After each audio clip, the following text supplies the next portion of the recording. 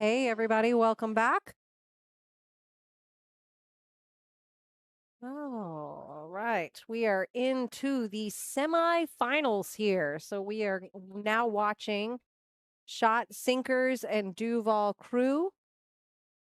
Duval Crew was on just 2 rounds ago with us here on the live stream. That is Justin and Samantha Lamont, Daryl Andrade, Elise Gonzalez, and Jennifer Reisner. And now we have new to the stream, Shot Sinkers. Shot Sinkers is Joel Long, Daniel Anderson, Wanda Cruz, Carl Grady, and Cody Grady. You've got Wanda there shooting on the screen right now. Wanda is a skill level 4, and she is playing against Elise for first up on Duval Crew, and Elise is a skill level 3.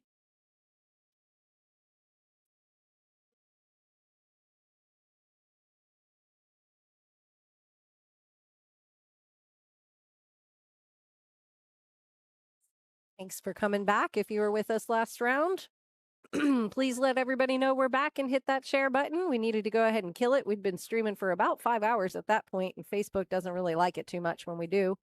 So please go ahead and hit the like button again. Share it for us if you don't mind. Let's let everybody know that we are back live playing for Vegas. We are not in Vegas this time. Hopefully last week you were tuned in for the live in Las Vegas coverage. That was a blast. I know I am thankful that I do not have to be quite so tied to social media this week, though, gotta say.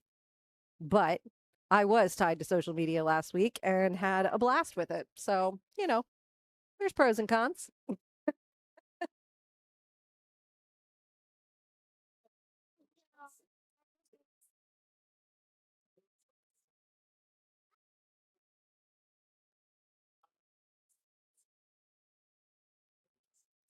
So now with Vegas in the books behind us and we are playing for Vegas today, there are only 3 more chances left to get to Vegas this year. Unless you're going to participate in the USAM, which if you are a higher level player, then you should. That registration deadline is coming June 15th. Make sure you get registered for the Jacksonville Qualifier.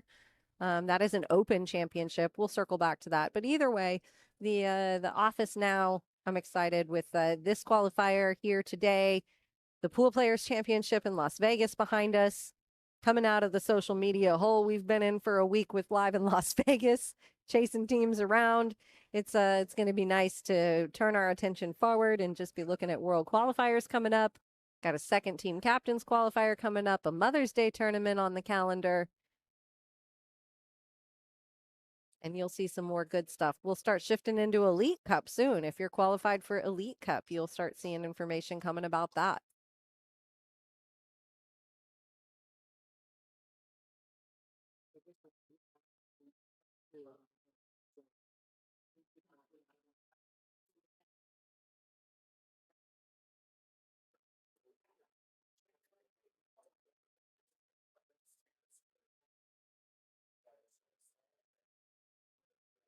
Great. Trey Starling in here says good luck to both teams. Absolutely. Both teams. Good luck. They're only 2 matches away from Vegas. For some of these guys, it could be a matter of a handful of racks. And there they are on their ticket.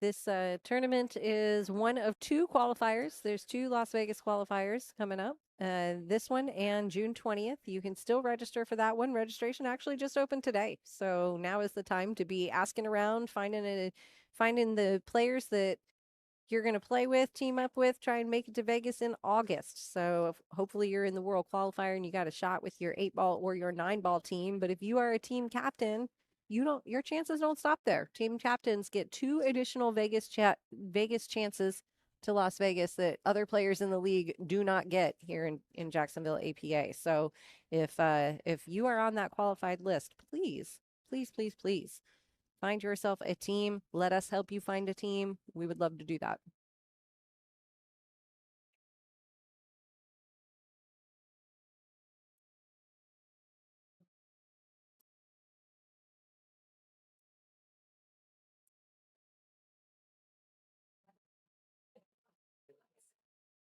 Talking about Mother's Day tournaments coming up, where I'm sitting here right now with my two kiddos at my side. They came up to visit for the tournament today. You heard Connor on here at the end of the last stream, if you were with us.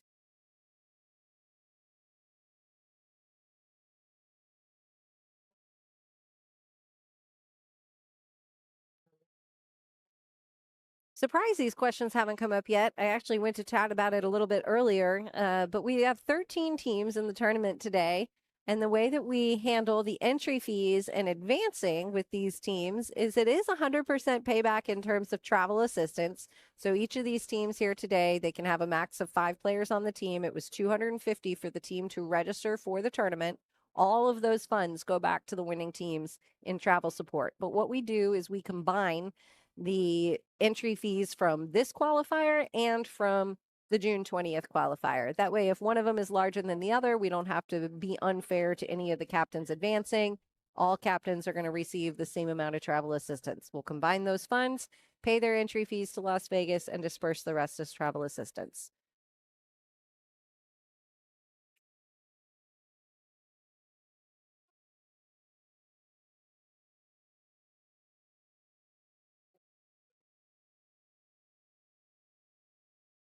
Team captains is also one that we in the office guarantee airfare and hotel.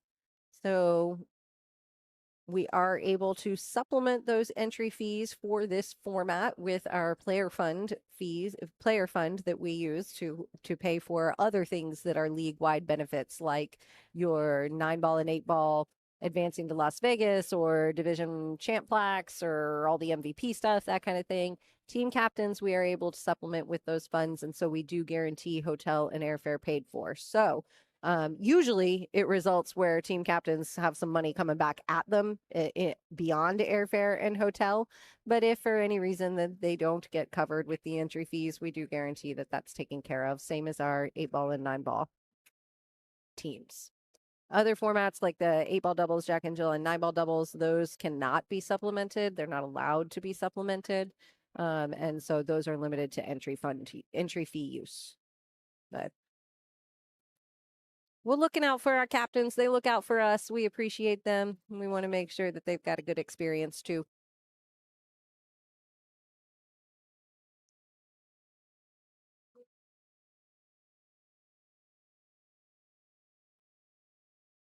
Curious to see what comes of this 8-ball here. I don't think that was actually a bad thing that Wanda missed that ball. You know, I think she probably wanted to make the ball, but still, that 8-ball is in a very difficult spot. And I think if I were in Wanda's shoes, I wouldn't mind giving Elise another inning to try and clear that pocket up a little bit for me.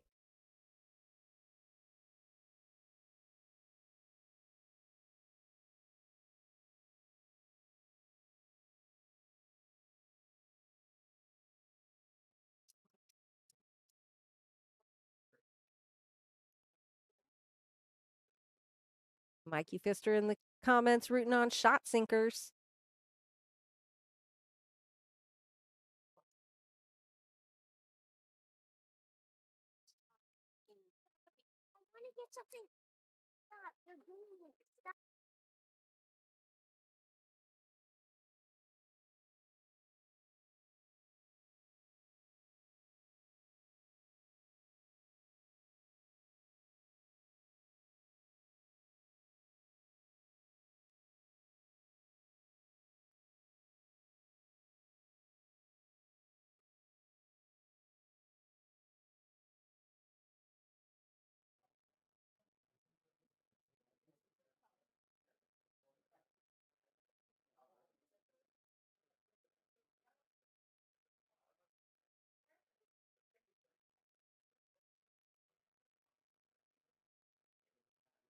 We definitely have some work to do on this end of the table. My goodness, we've got a lot going on down here. Elise gonna try and figure out the pattern out of it. A lot of a little bit of a cluster there.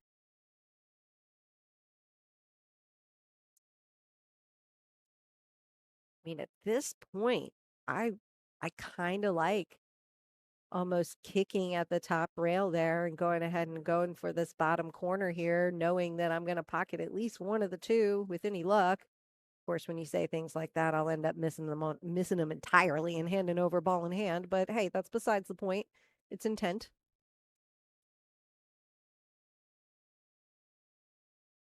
Intent that counts.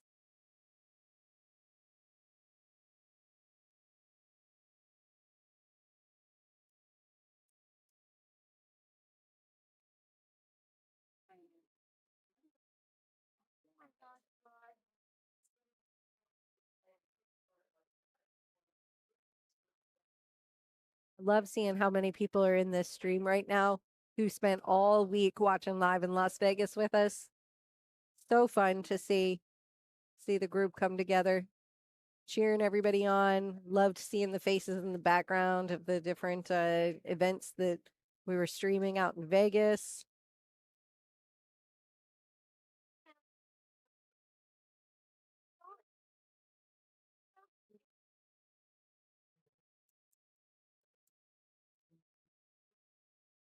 And we are in the semifinals round right now. If you are just joining us, I haven't put the link into this chat yet this time around.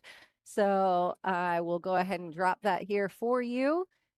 This is the link to the bracket. If you click on the link, the first page that you'll see, it's a Google Sheet. You'll see the bracket there. If you click on the bottom, you'll see where it says rosters. If you click that, you can see the players that are on each of the teams.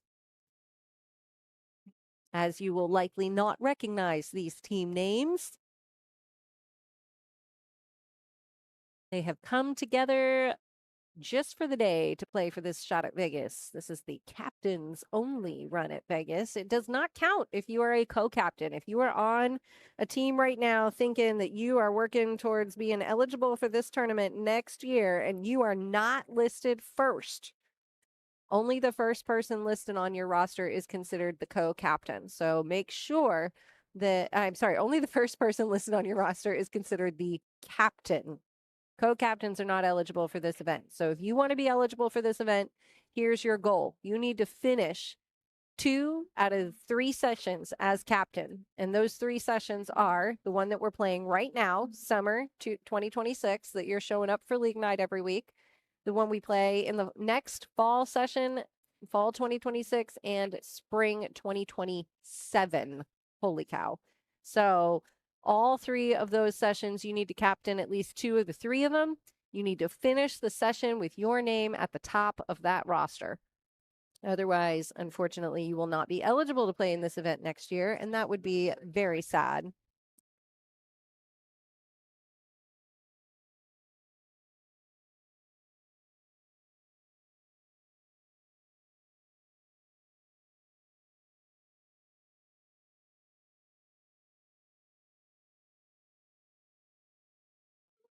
Justin jumping in with a timeout here for Elise. Click over to this view and see. He's just trying to help her make sure that she's got this bridge position. So the deflection here off this ball is super important because she needs to get out and around, and she did it. She got around that 8 ball without moving it. So good use of a timeout. Sometimes even when those balls are sitting right there in a pocket like that, it can be a little bit tricky to navigate around to get in a position where you're not touching what's there.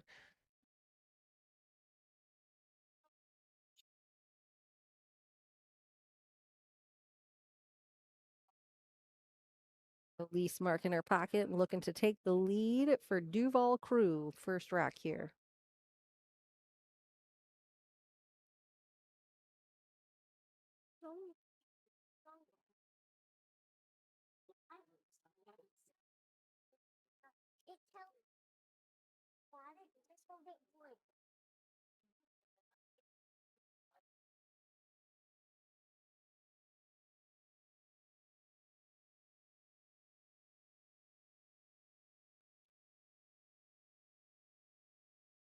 All right, we got Duval Crew on the board.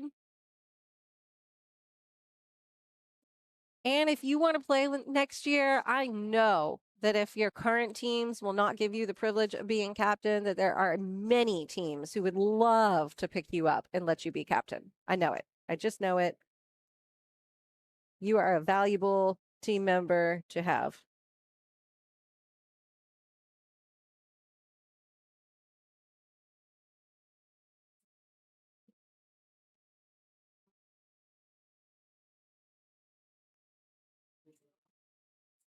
And 2 balls on the break, but this isn't league. We're not counting points.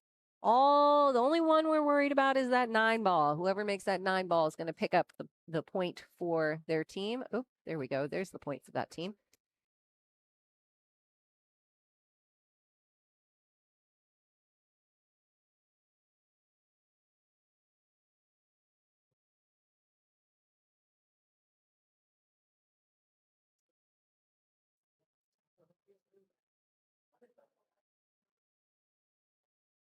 All right, up right here is Daniel Anderson. Daniel Anderson's shooting for shot sinkers. And Daniel is a 4. Daniel is a 4 shooting against Daryl Andrade. Daryl is a 5.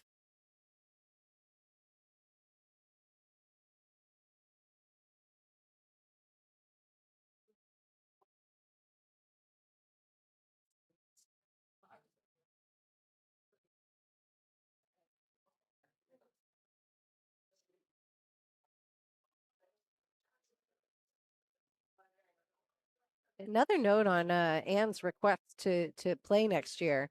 You know, if you're on a double jeopardy team and you have the same captain of both 8 ball and 9 ball, opportunity missed. Opportunity missed right there. So, if you're on a double jeopardy team, you should absolutely make sure that you have different captains of 8 ball and 9 ball. So you're maximizing your friend group that you have to build a captain's team with. Think about your skill levels. Think about who's going to actually function as a good captain. Keep the team in line. Make sure everybody's informed of what's going on. But in addition to that, think about who you want to go to Vegas with. Who is it that's going to be the captain of your team? So examine those rosters. Now is a great time to take a look at them. We are at the beginning of a new session, so you can still make an adjustment that affects this session. And Kai is asking, what if you're captain on 9 ball, not 8 ball? That's totally fine. Yeah, you only need to, each of those teams is separate. So you only need to captain one of the 2. Those are considered separate teams in the computer. So even though you come into to both on the same night and it's functionally both the same for you, in the computer it's 2 different ones. So you have an opportunity to have 2 different captains in one night with Double Jeopardy.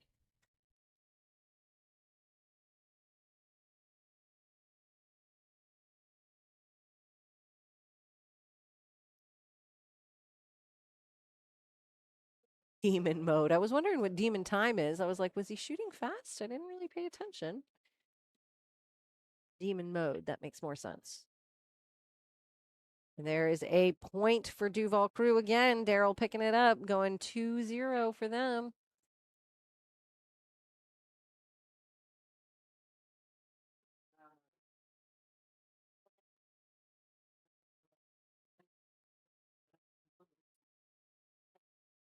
And last up to the table in this rotation, not last rack of the day, but last up in this rotation, we're going to see Justin against Dakota here. Expect to see some good quality pool in this one. Oh, whoa, whoa, whoa, whoa. That 8 ball looked like it was going to go. Wowzer. What a good break.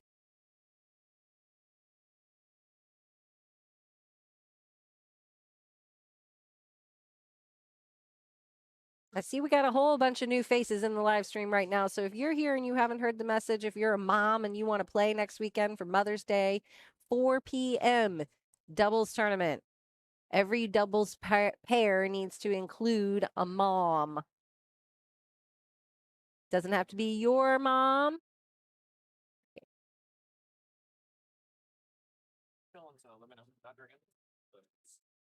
It could be your mom. It could not be your mom. It could be your best friend that's a mom. It could be your captain that's a mom. It could be anybody in the league that's a mom. As long as you are a mom and you play in Jacksonville APA, then I sincerely hope that you will come celebrate Mother's Day with us here at Legends Billiards. We'll have some nice Mother's Day decorations out and make it we're going to make it very festive for us mamas.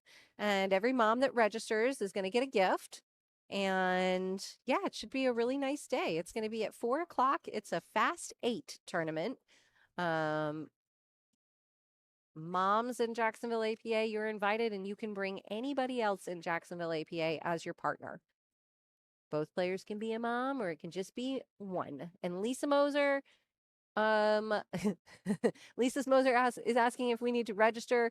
That would probably be wise. Lisa and I are going to play together. And I think she's thinking that I might have taken care of it, but actually, it's probably so much better and more likely to happen if Lisa registers us. But we are going to play together. Here, I'm going to do it right now. This is how super simple this is. Oh, good. I'm even logged in. Awesome. Nope. Lisa, I'm taking care of it. I'm registering us right as we speak. Look, I can multitask and register for this tournament. Okay, just kidding. I got an error message. Priceless. I'm not on my computer. It didn't like my login.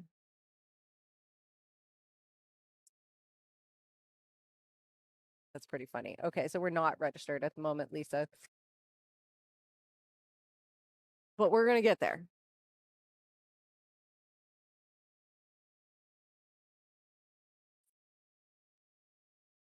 Hmm. I was just checking though to see how many, I can see how many are registered right now.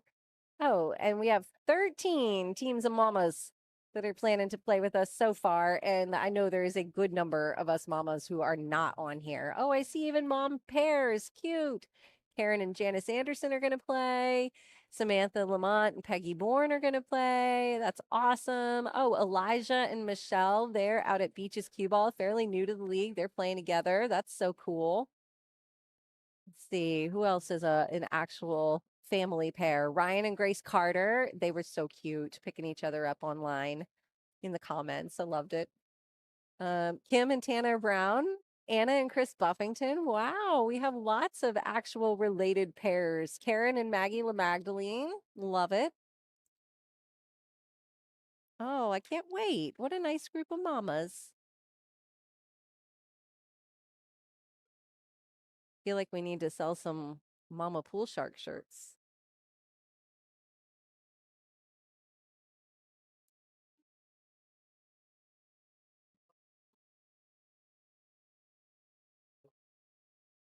That was fast. Goodness, I was over here reading mama names. I look back over and there we go. All right. So 3-2-0.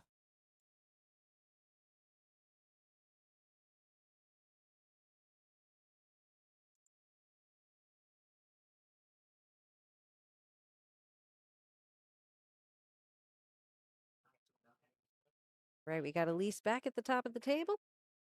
Breaking for 9 ball for this set.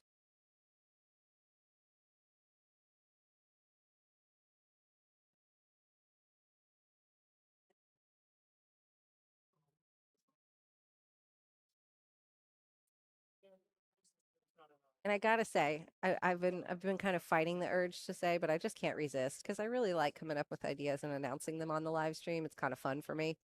Plus, if I say it on the live stream, then it's more likely coming to fruition because now I've said it. I put it out into the universe. So I gotta say, if this mom's tournament goes over well and we have a really great time and a good turnout and all that good stuff, don't be shocked, men, if you see the Father's Day tournament coming right behind it. Don't be shocked. Because I'm kind of anticipating loving it and wanting to do it again for the dads. So don't be too upset if you're a dad and you're feeling like you're a little left out. I care about you too. And if the moms have fun and show up and we have a good time and show us that this is a good idea to have a tournament on a holiday, which is, by the way, 100% contrary to how we have always operated. We don't normally schedule pool on holidays. However, if it goes over well, I think a dad's Father's Day tournament might be kind of cool. Question on that though. Like, if we did do a dad's tournament on Father's Day, would you want dads, men, weigh in here? Would you want to see it kind of the same structure as the moms, like just find a dad to play with? Or would you rather see it be like a men only tournament? Or I don't know. I'm letting the idea cook for a minute. Justin here taking a time out. Oh, it is 0 to 3, but I did not update it so that it is visible for you. Silly me. My apologize. My apologize. My apologies. Apologize. There we go.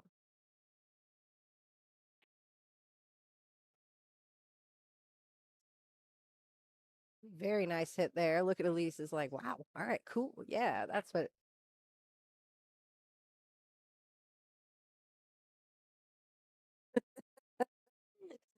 So Lisa and Kelly, the league operator, require Ronnie to register us. I love it. Perfect. You guys come up with the team name. I trust you. Just make sure I'll say it on stream.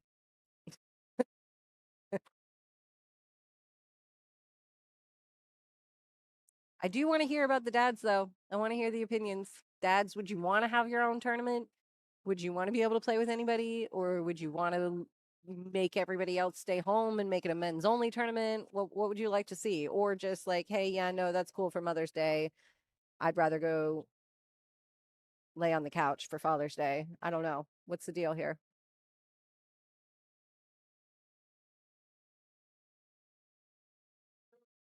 Mother's Day tournament is a super affordable, fun $20 a team, just $10 a person to come play in that one.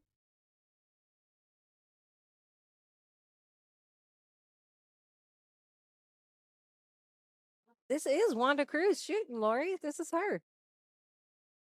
This is Wanda Cruz live on the screen.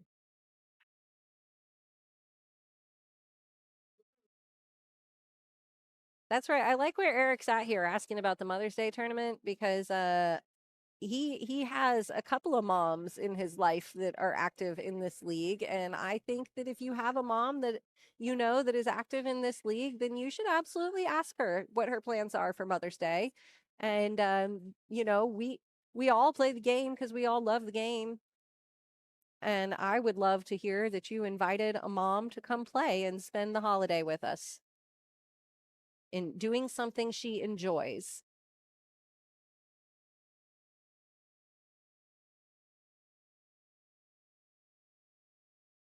So if you're struggling what to do for Mother's Day and you're supposed to be the one planning the Mother's Day, maybe pitch this idea. Might be a fun opportunity to come hang out and actually enjoy it. Let Legends take care of dinner and the dinner cleanup.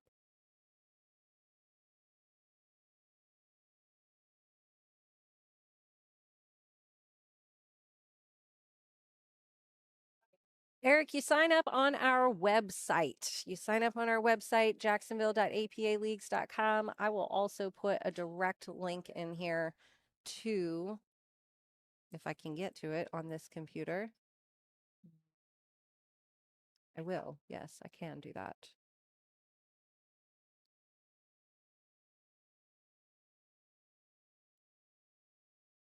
I'll put a direct link into the actual registration.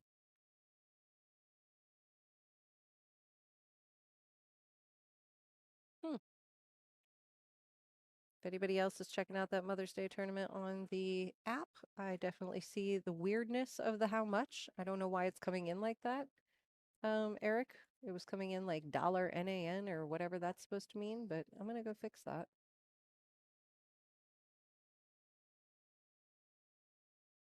Too much sauce is our team name. All right, too much sauce.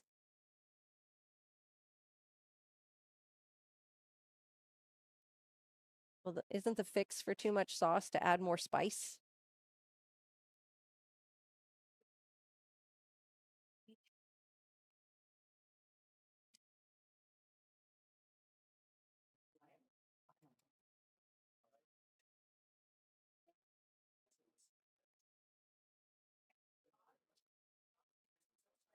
Super weird. I don't know why it's coming in like that. If you're looking at it on the app and it says like money sign NAN on the fees, I don't see that on the back end. Don't know why it shows that. But if you actually go to the registration page on our website, it shows that it's $20. And both of those fields are pulling from the same place. So I don't know why one works and one doesn't, but that's all good. I don't think we have enough spice.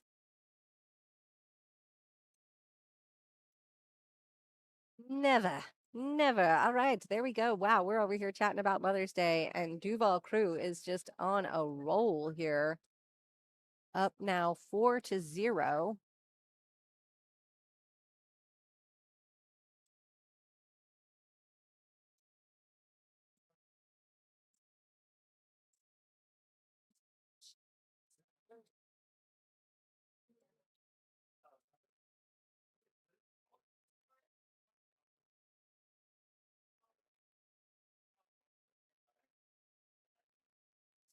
Still working on that link. I'm getting it.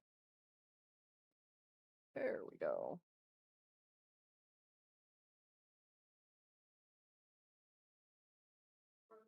There you go, Eric. There's the link direct to the registration page. You do have to be logged in to be able to register for that tournament. And if you're anybody's having trouble logging in, if you get an unauthorized message, it's a super simple fix, actually. So if you've ever received that message when you've gone to register for a tournament, just shoot us a text. We know how to fix it. It's easy. It's related to you verifying your email way back when you signed up to APA. So upon sign up to APA, you receive an email verification email. Everything about APA works great for you. No problems on the app whatsoever until if you don't do your email verification link. The only thing that doesn't work if you don't do that is this registration. So we can help you fix it if you're getting that unauthorized user error. It simply means that you need to get a new email verification link, and then you'll never get that error again.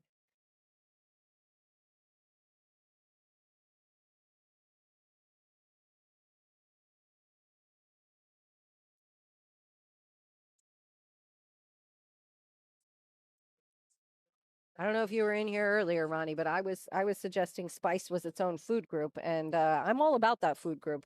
So I never used to be a spicy person, but gosh, now something says spicy, and I'm like, yep, that's what I'm getting. Doesn't even matter. I just want spice. My food group of choice these days.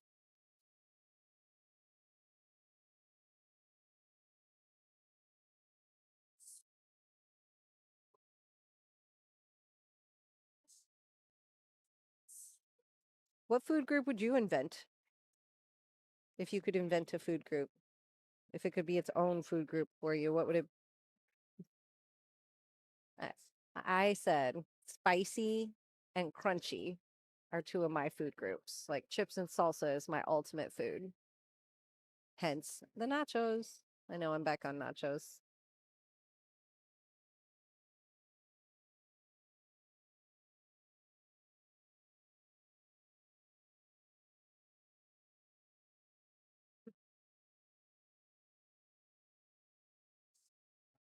Hi, this is a race to 5. Duval Crew looking to close it out in this one. Shot sinkers and trying to stay alive.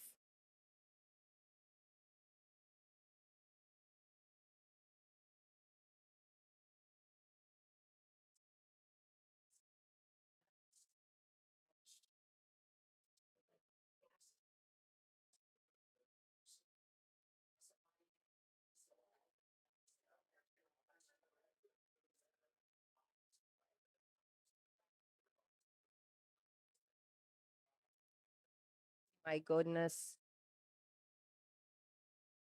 Daniel needing that break here, getting an opportunity to pick up a point for the team. Super big opportunity here with ball in hand.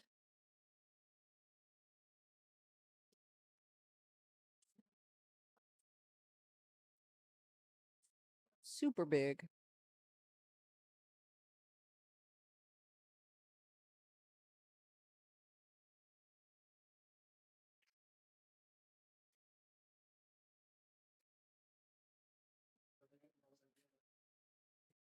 Danny making that one for the team, picking up a point, putting shot sinkers on the board.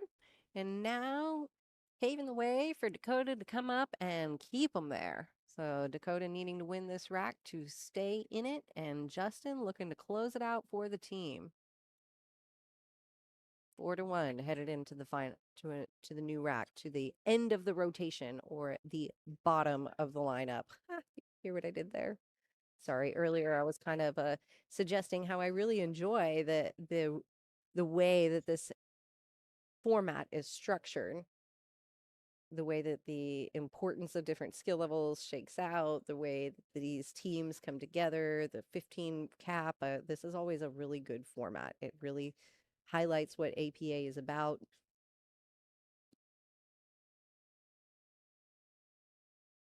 In a full race to 5, if we go hill, that higher level skills, the third player in the rotation, the highest skill level player, that's the only time that player comes into play for a third rack. Otherwise, a good majority of this match is carried by the weight of the lower and the mid-tier players, making it really interesting to see. When you're getting into these hill matches, you got to account for the role of those higher players, where a lot of players in league might suggest that the role is huge. They're only going to account for 2 of those points to get there. So kind of cool to think about. I really like how APA did that.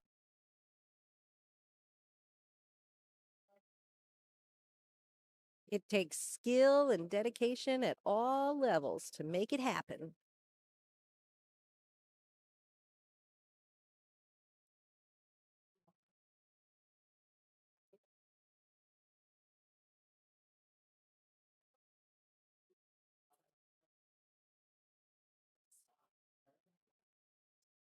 Justin looking real focused here, trying to close out this rack and make sure Duval crew heads to the finals.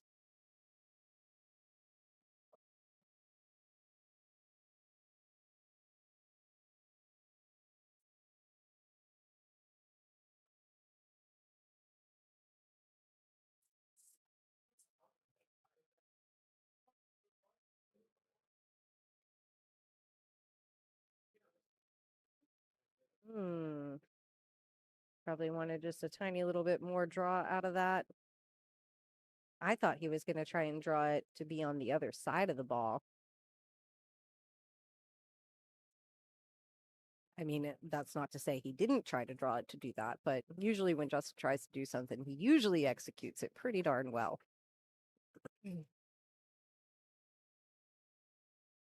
Anybody that watched his run out in Vegas would have seen it. He did good out there.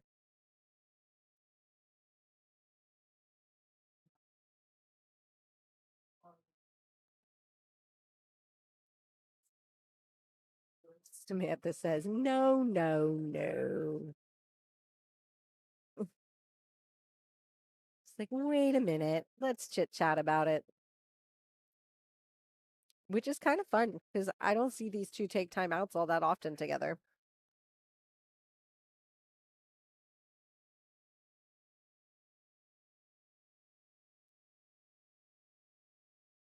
Sometimes there's so much value in different skill levels looking at things together, because while one skill level might be more inclined to take a risk, or to see a shot from an angles and a shot perspective, another skill level might walk up and see something entirely different, and maybe like, hey, me, who doesn't come up to the table with your repertoire, this is what I see and how I would handle it when I don't have all of the tools that you necessarily have. Oh my gosh.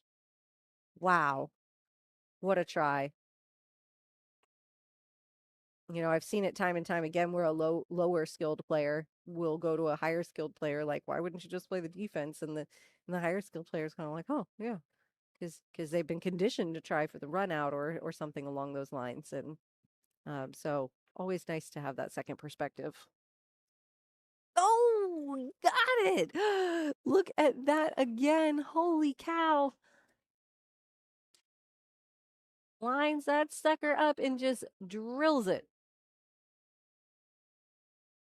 Look at this replay coming up on the top left of your screen. He's going to, man, just missed it. That was all about the speed. I would have definitely hit it. I definitely would have come back and double hit that ball. Way to go, Dakota. That keeps him in the fight. Staying in it, staying in it. Shot sinkers. Has 2. Duval Cruz still on top with 4.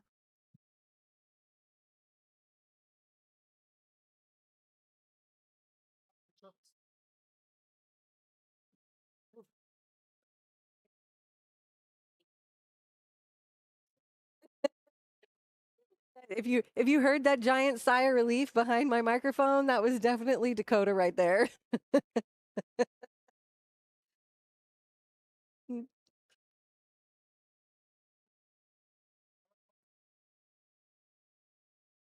And she drops a solid for the start.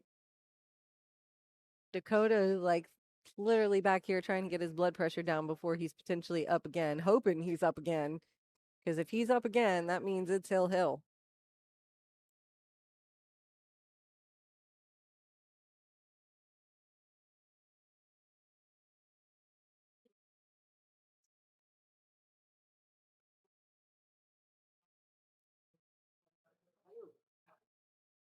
Nice speed there from Wanda.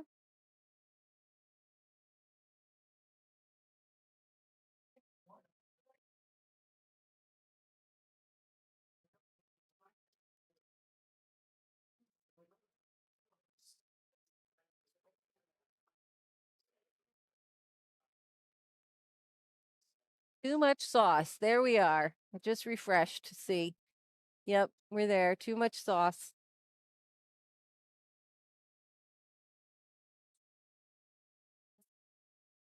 I have one saucy kid and one not so saucy kid.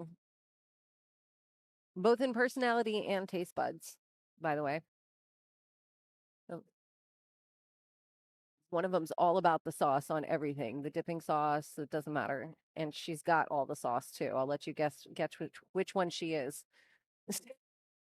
She's the other one. He doesn't really like the sauce. It's this one saying hi to me. Yes, ma'am.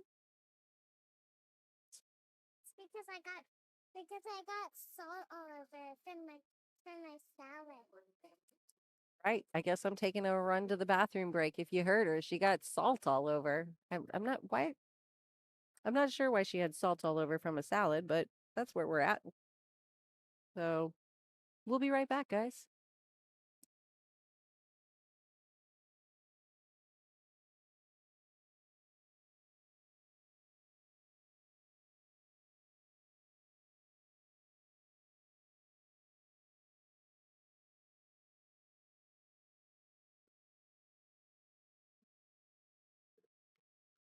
Okay.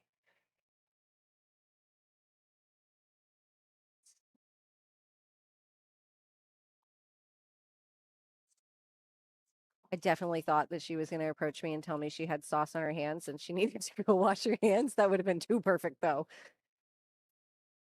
I think she said salt, which doesn't make any sense to me why she would have salt on her hands from eating a salad, but that's what she said. So,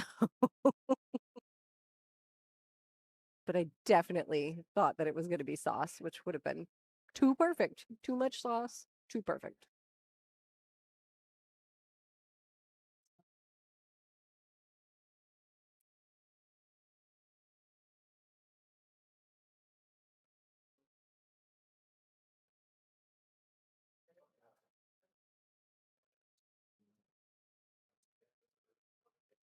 These teams have been battling today. We are moving through pretty darn good pacing.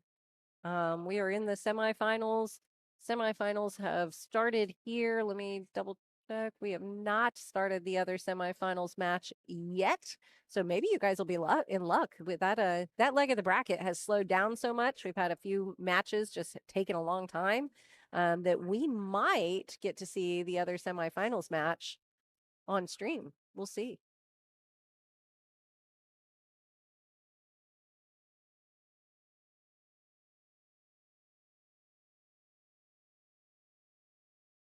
because we've got Playing for Vegas. That's the team we just saw here on the stream last round with PJ and Aaron and who was the other player? Wendy. They will be in the other semifinals match, and they are still waiting on a winner from Top Brass and El Capitan. So depending on where we're at with this, we might be able to catch another semifinals. Because this table over here, gosh, we might be 6 racks in, but they are cruising.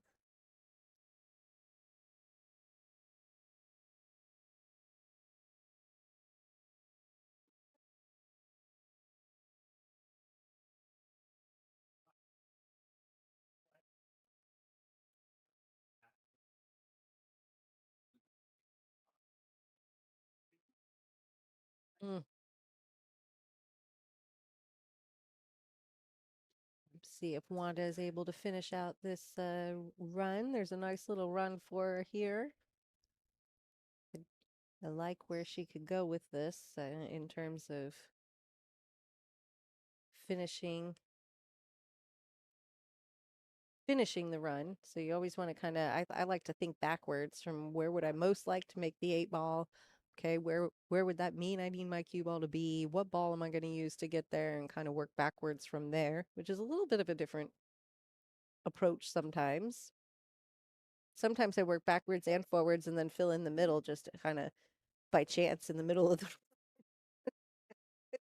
and then a good amount of the time I'll figure out the run and where I want to go with it, and then I hit the first ball and it's like, okay, new plan, because that didn't work, or I didn't leave it where I meant to leave it. So yeah, I'm pretty good at that too. Like I'd be curious for Wanda if this run went the way that she planned. It's not the way that I would have played it, but it certainly has worked.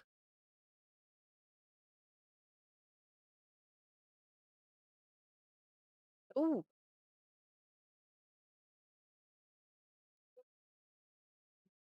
bending backwards trying to steer it to the pocket.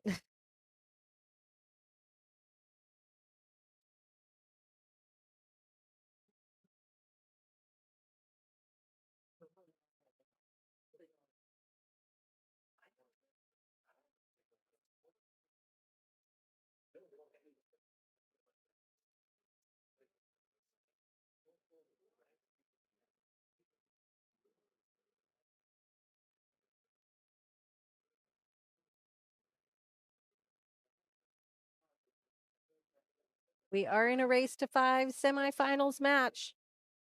Working their way to Vegas here. Duval crew just needing one more rack, at least trying to win it and bring it home for them. Shot sinkers, staying alive. Uh, uh, staying alive, staying alive.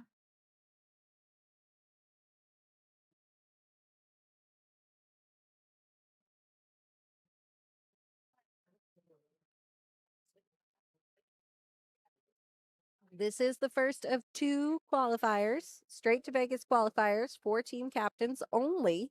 You got to be on the eligible list. It's anybody who was captain for at least 2 of the 3 sessions in the last league year.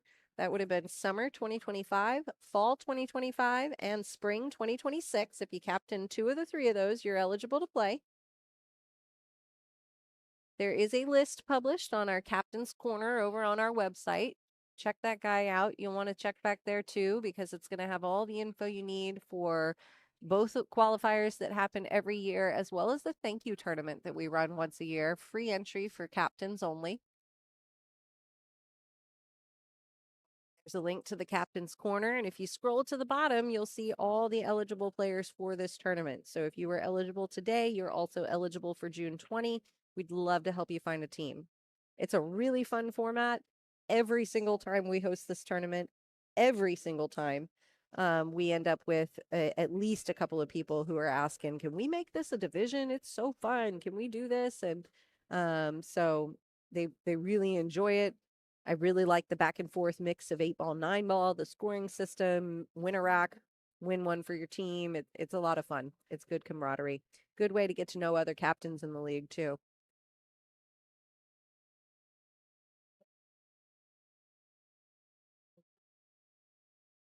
Ooh, that was nice getting down there on that ball. Little bit tight wedged in there. Yeah, a little more than a little bit tight. Oof. I always hate those. Yeah. She didn't hesitate though. Good for her. Shot that with confidence. Got it out of there. Now, this is the one that could be a little tricky. I'm kind of surprised. Oh, we just took a timeout, I believe. So she will not be taking another one. But coming off this ball and getting back to the top rail would be hard. So she has turned to defense, which was a very smart choice. Stare at it long enough. Can't find your shot? Look for how to make your opponent's ball hard.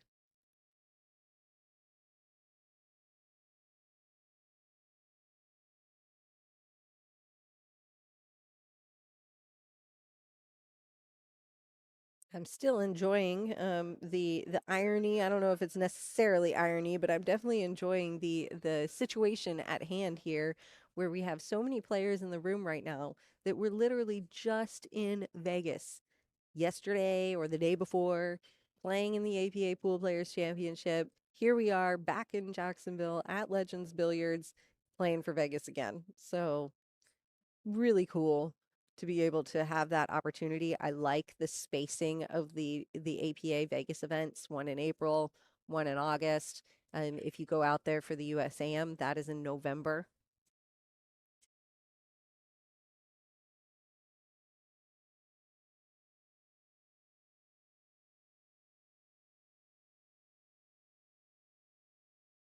Oh man, ended up getting it, but no rail. Motioning that it is ball in hand for Elise.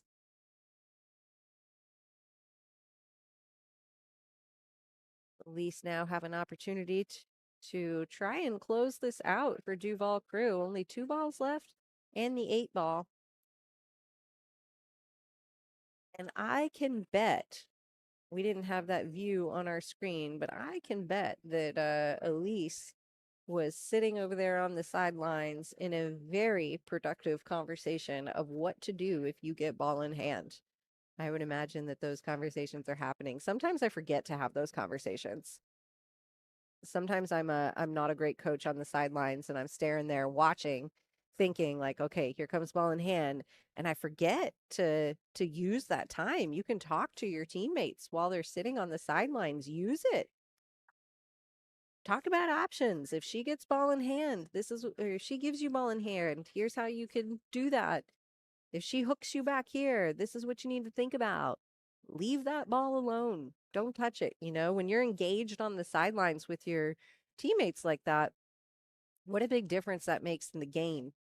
Not just in their attentiveness, their focus, their motivation, because you're an engaged teammate, but it's also just helpful, especially when you're talking with players who are not at the same skill level as yourself, to be able to hear somebody else's thought process and the way that you're weighing decisions.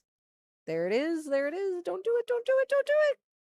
Woo, woo, woo, woo. She walks away in relief. You can see the team super relieved that they did not see that cue ball drop. Congratulations, Duval Crew, moving into the finals match. I like this view right here because this has gone on, this whole walk the team, everybody shake hands. This has gone on every match I've seen. What a great group of captains we've got here, making sure that everybody is acting like good sports, and really, I'm just been so impressed.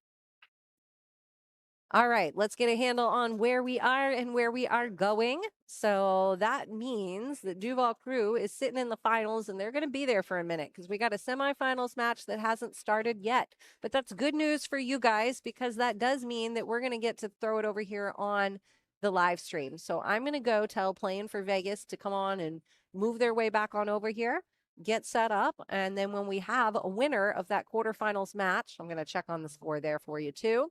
Once we got a winner there, we'll get the semifinals started right away. So hang out for a second. I'm score checking. I'm moving people around. Don't go anywhere.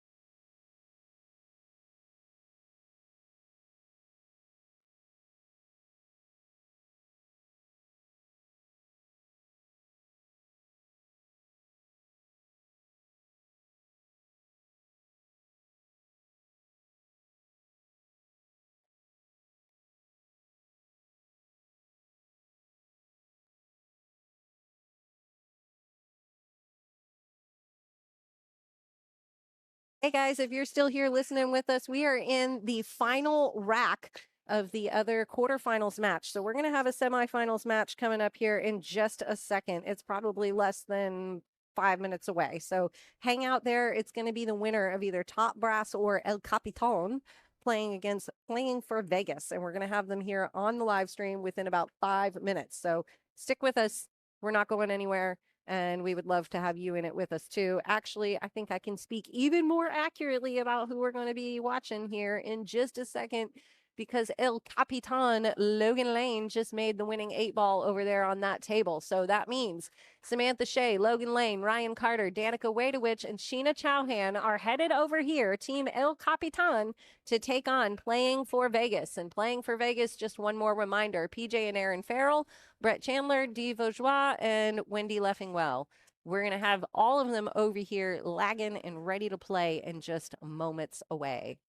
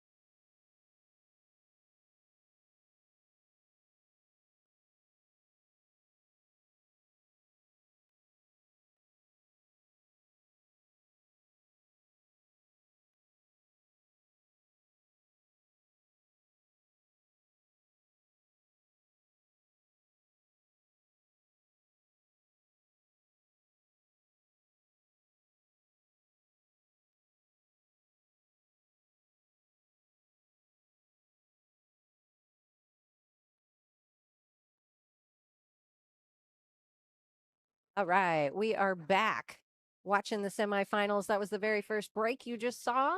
That is Aaron shooting for Playing for Vegas. Now we have against Aaron, this is Danica that we are watching. Danica is on El Capitan. And she is a Thursday night cue ball captain. At least she was once upon a time. I want to make sure that's still accurate. I believe it is.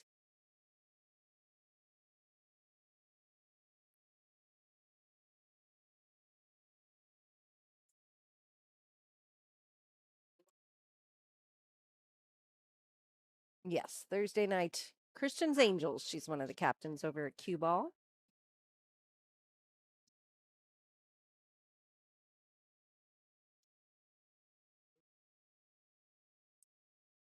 Anik is another one whose game has just come so far. She joined that team as one of the solid skill level 2s of the team, and she has worked her way well into the skill level 4 category, shooting great. Plays on Ladies League, plays on Thursday night. She's really become a common face in the league, and her game shows it. Nice defense there. Oh, it looks like I might have lost my other camera. So let me go take a look at things.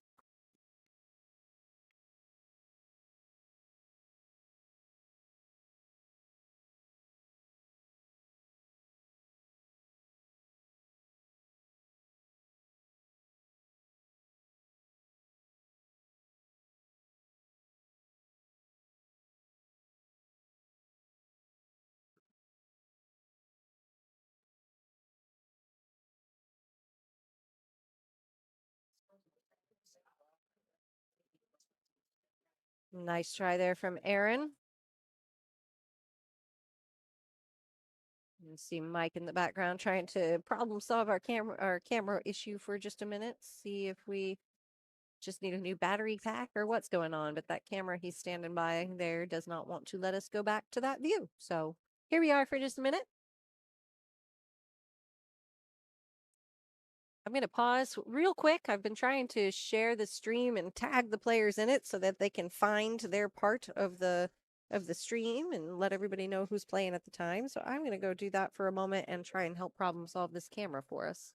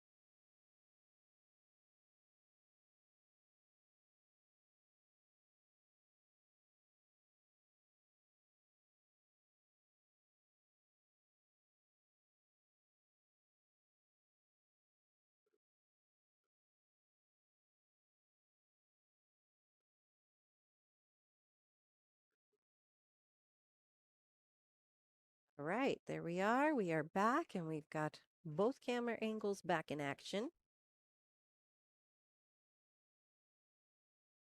Oh, you couldn't hear me because I wasn't talking. That's all. We were solving the camera problem, rebooting it, plugging it in. It likes battery life. And the score, the points go. So every rack one is a point for your team. So in this case, Danica is shooting for El Capitan, and Aaron is shooting for playing for Vegas. And every time they win a rack, they get a point for the team. So we are racing to 5 here.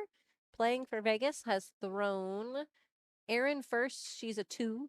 If they run a similar lineup as last time around, then they will run, actually, they'll play Wendy next and PJ last. They also have Dee and Brett on the team who are 4 and 6. Wendy and PJ are 5 and 7. So we'll see how that plays out. I told you, I like the element of surprise. Wendy's got a glove on. She looks ready to play. So I'm assuming they've been running one lineup today. I have not seen Dee or Brett play. So it looks like they're running Aaron, Wendy, PJ. And then on the other side of things, which totals 14. Sorry, that's where we were getting to, was for skill level points. El Capitan has thrown Danica first. So she is a 4. Throwing a 4 in that position actually means that Logan is not going to play this match. So Samantha Shea would likely be the higher player there. And then Ryan Carter would be their middle player. So that's going to be their total 15 right there. 4, 5, 6 is their lineup versus a 2, 5, 7. Interesting set, interesting choices of play, but I like it. I don't dislike it. I like it.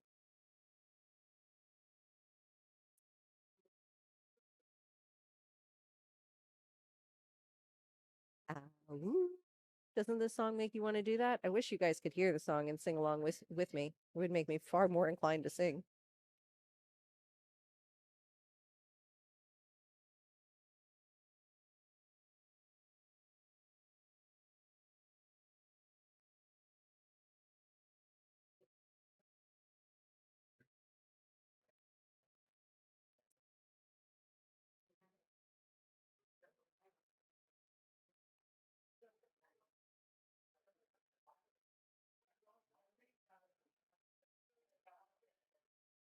Trying to remember the score the first time around on here, how Erin did. I know she won the first one. I know she lost the second one, but I can't remember if her or Elise, I think it was that she was playing, won the third one.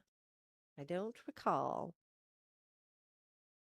She certainly has the cue ball and those stripes locked up down there. Danica, this is one of those really interesting ones where you try and make the ball, and I swear to you, just the other day, oh, excuse me, just the other day, I tried to make these something similar to this, and I managed to miss the ball. I don't know how I did it. Still don't know. Nice job there. Danica gonna try and, I would go all the way back around, use a little bit of top with combined with some right, and I plan to circle that table and try and get my cue ball up closer to that too. Take my 8 ball all the way down. I think you kind of have to. You don't really have many other options with the 8 ball.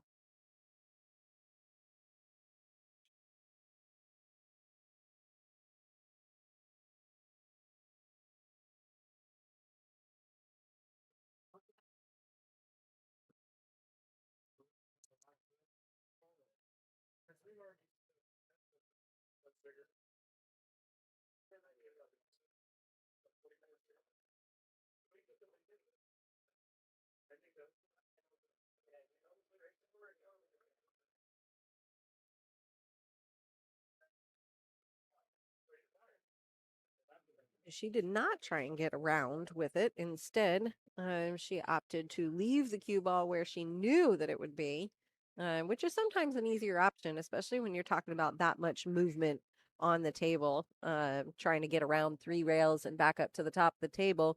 sometimes if you're not sure you can execute that properly and there's risks of scratches involved, which she had a couple there, she could have legitimately scratched in a couple different ways if she had attempted it.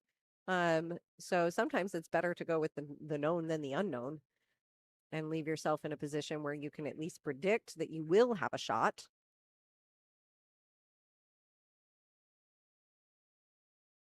I'm not sure if Logan is giving a timeout or saying a prayer. I'm pretty sure he's trying to explain what to do. He is. He's telling her to move to the side pocket. So maybe he was saying a little bit of prayer because that's a thin cut. But I like his thought process here. If you notice what he was pointing out is speed is everything. And because, okay, he was not anticipating her to make it. He wanted her to hit past it and instead block the two ball. That makes more sense. Smart move. Get the 8 ball more in front of the pocket there.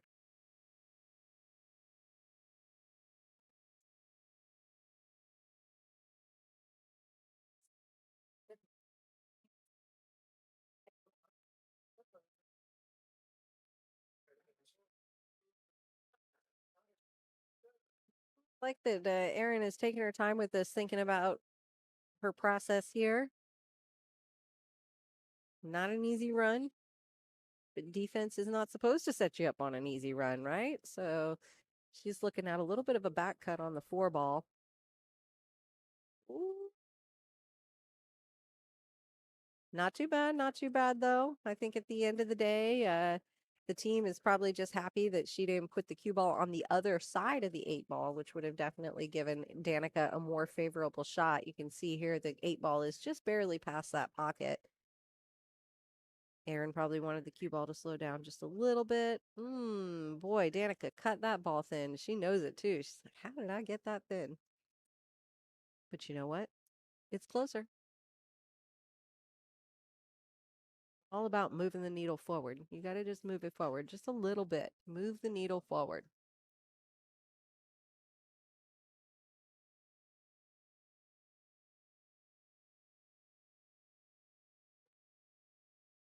Nice shot there, Erin.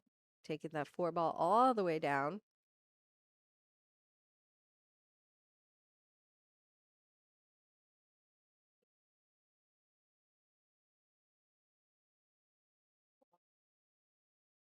Oh, she plays a really smart defensive shot there. Look at Wendy over there in the back corner giving her some encouragement. I heard the cheers erupt from her corner. I love the way that this arena is set up. You can see from this angle, you got I'm losing my team names. El Capitan sitting over there in that corner, and if I were to peruse a little bit to the right, let me see if I can. No, no, no. Oh,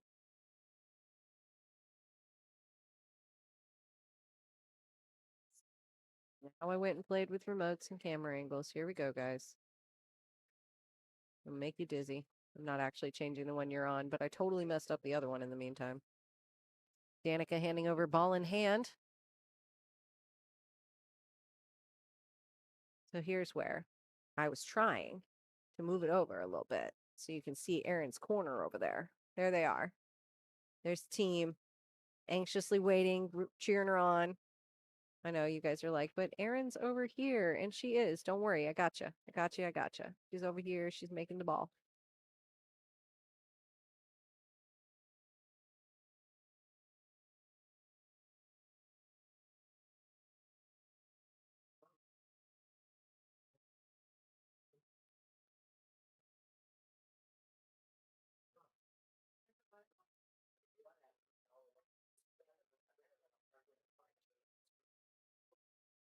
Long shot here. I would imagine trying to go for the bank, but we shall see. To each his own. Oh my gosh. Whoa. Whoa. That got scary for a minute. Danica checking things out. We could kind of see a little bit from this angle. I think that 6 ball is definitely sitting right there in the pocket, man, or in the path, just barely. You can see Danica is not necessarily the greatest fan of this.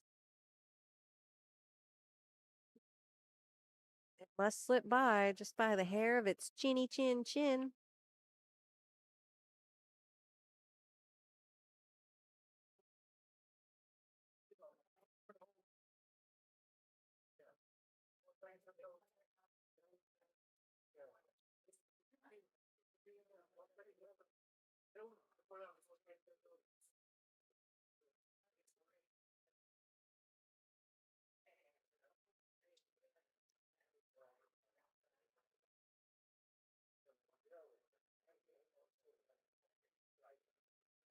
The anticipation of does it go by the 6? Does it go? I don't even know that Danica knows. Oh, oh my gosh, it went. Wow, what a nice out. You can tell that those nerves were high on that one. All right, El Capitan gets themselves on the board first. 1-0 in a race to 5.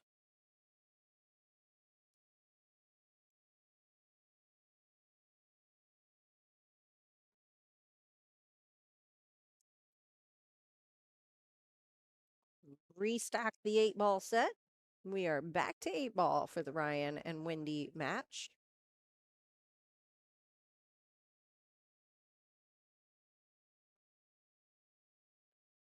Cameron's cheering Danica along. Love to see that.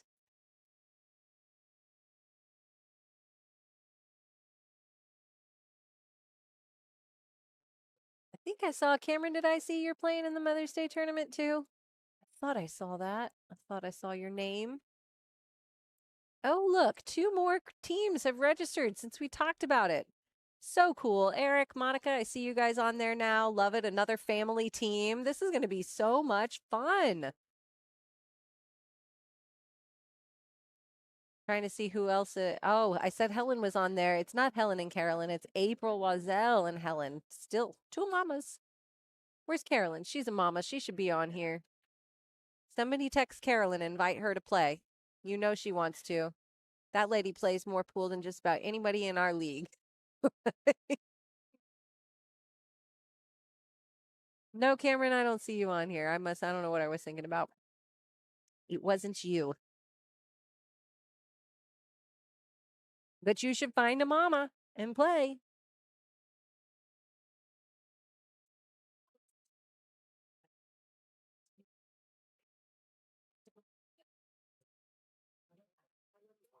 Let's see who else. I'm looking on my.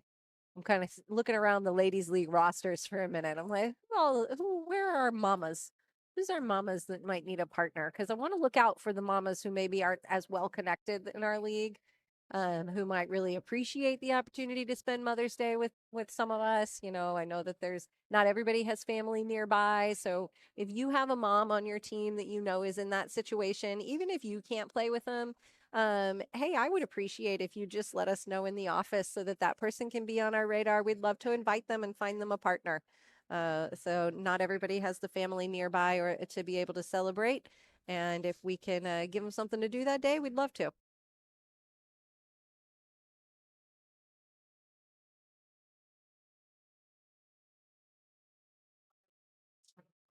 Time out there, but still ended up giving ball in hand over to Wendy here.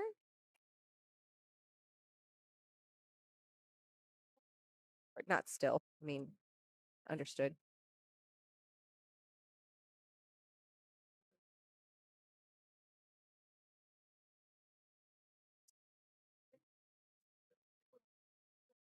Angel Hohorst. She should find a partner. She's on here.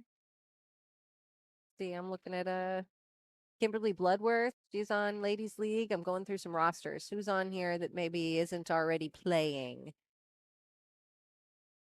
Connie Lee. I'm surprised to see Connie Lee hasn't grabbed a partner yet.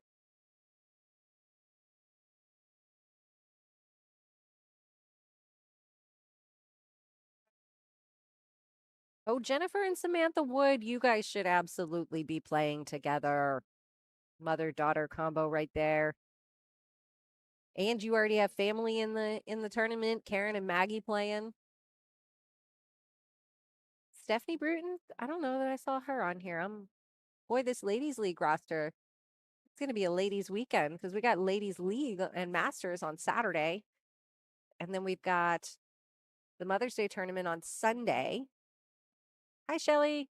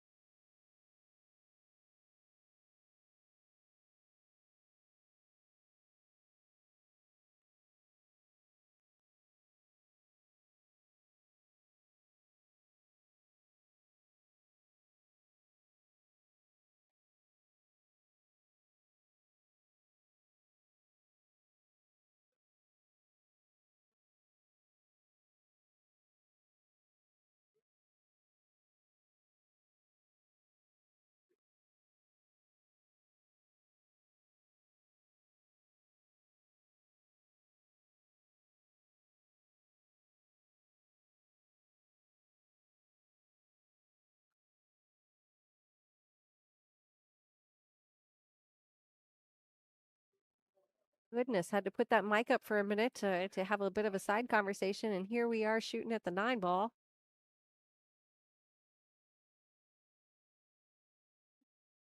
Wendy and Ryan cruising through this match.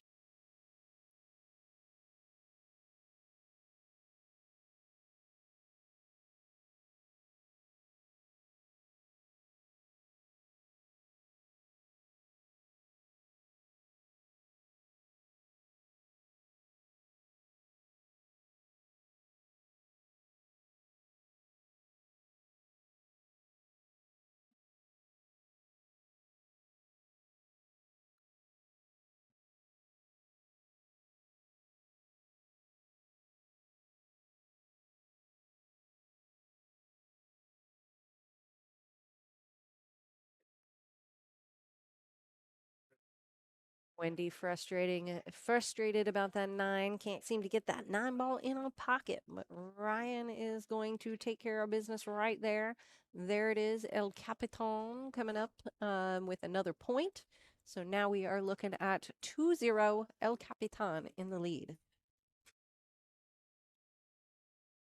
Shelly wanting to know when Maria plays. I don't think Maria is playing this match. I don't know. She is not playing this match. She's not on this team. Hang on, let me double check things. Oh, she is in this. No, she was on Top Brass earlier that we saw, and she did not play. So Top Brass is just lost in the last round against El Capitan. They took them down in the quarterfinals.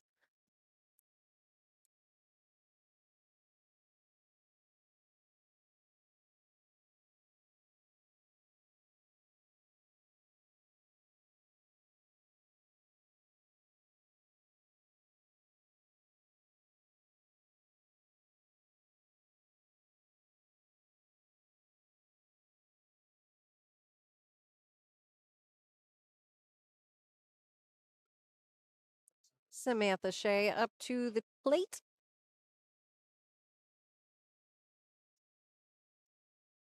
Breaking in her first time at the table in this match.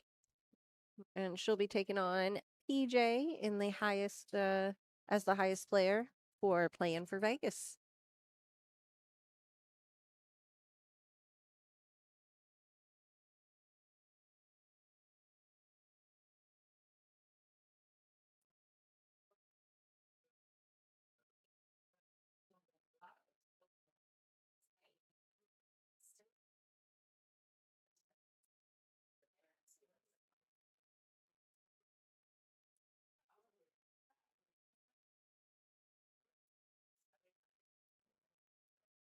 All right, they both got that shot out from under their belts.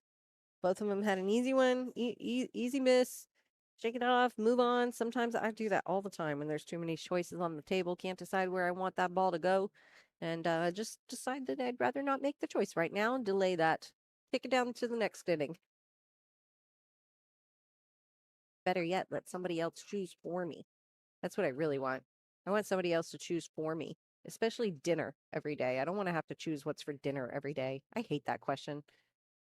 This isn't the first time I've ranted about don't ask me what's for dinner that on a day here on the live stream. Definitely done that before.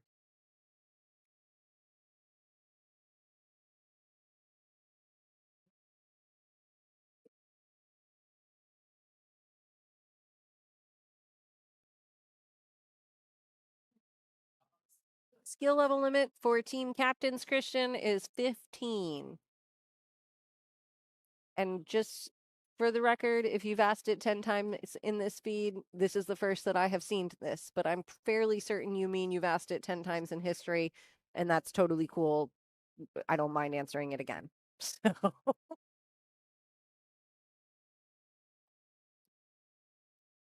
yes, 15 is the skill level limit, and you can only play one senior skill level player, which is a 6 or above in APA. And so in this case, playing for Vegas has decided to go 2-5-7, and El Capitan is going 4-5-6. So we have a 14 against a 15. That is a race to 5. So if you're throwing skill level points 13 to 15, then we are playing in a race to 5. Also, that little jig that just happened there, that little dance, I don't know how that happened, but that was pretty cool. Yeah. Hopefully the camera doesn't do that again. Is all I can say.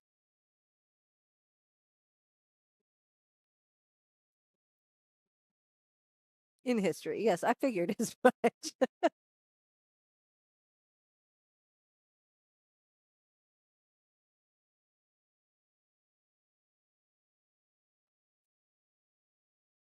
Questions about 8-ball or 9-ball skill levels. So we use the higher of either skill level unless you are a skill level 8 or a 9, in which case this tournament caps at 7. However, if you're like a 4 and 8-ball, a 5 and 9-ball, we're going to use your 5 and 9-ball as your skill level. The only time that does not apply is for those 8s and 9s. You cannot be an 8 or 9 in this tournament, and that is just due to the cap. So skill level 7 is the max.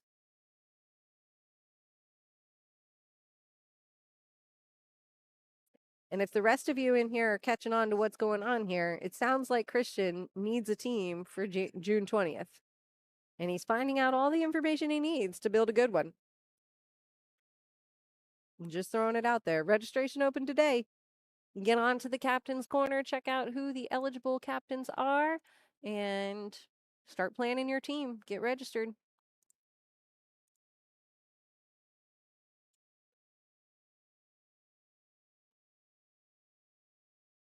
There's the Captain's Corner link. It's got all the names of the eligible captains for this event. If you want to scroll down to the bottom, if you need any phone numbers, you want to help getting in touch with anybody, we're happy to help make those connections.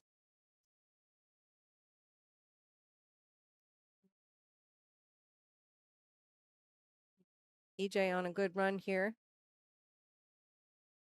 Important, doesn't want to come out of this first set of the rotation down 3-0, so trying to bring a point home for playing for Vegas and keep them close in the match.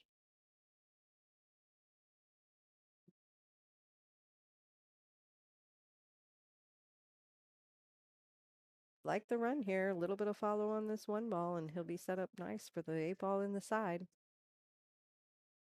Yep. Plucking them off 1 by 1, taking his time, not overshooting. It's a good rack for PJ.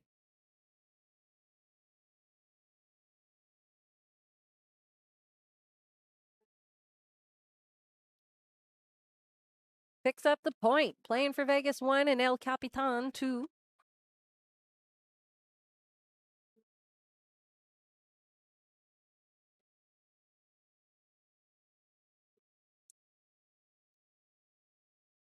What does Y2K mean? If anyone just heard that in my microphone, Connor asked me what Y2K means.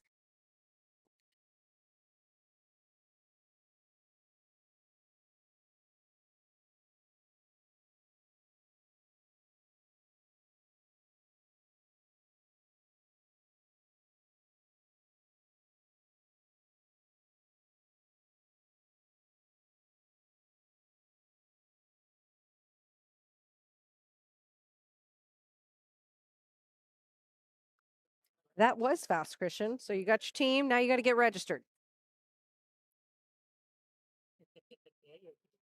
You got to get registered, get that team, get registered. I hope you got a couple of text message invites. Anybody else in here trying to create a team? Just to, start dropping some comments. We'll get it done. Here, let me go ahead and help you out even further and throw the registration link in here. So it is a direct link to this page. Earlier, I gave you guys the link to the doubles page, but this one, you need to go to the team registration page. So here you go. Here's the link for that.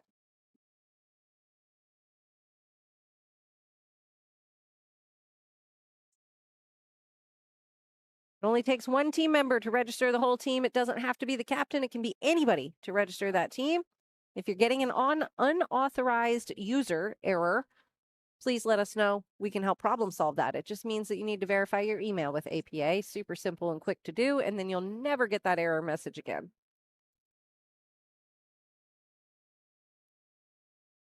Registration for that June 20th qualifier open today. And if you go ahead and get registered now, then you will be the first. There's only 16 spots on that bracket.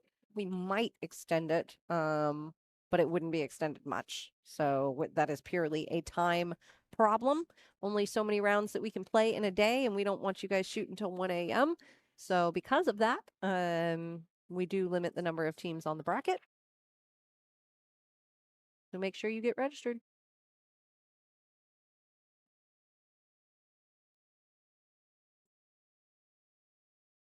Nice try there, taking that 3 all the way down the table.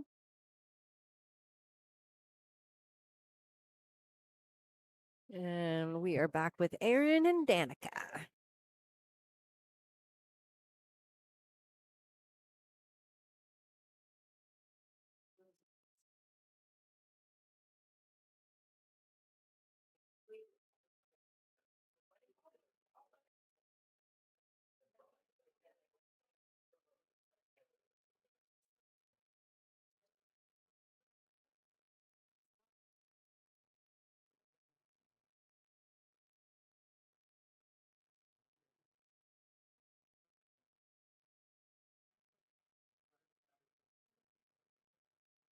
This 9-ball format is just a little bit different from our standard 9-ball that goes on in league play every week. It is a pocket the 9 to win. Every time you make an 8-ball or a 9-ball to win a rack, then you are earning a point for your team. It is a handicapped race. We use a race chart based on the combined skill levels of the 3 players that are thrown.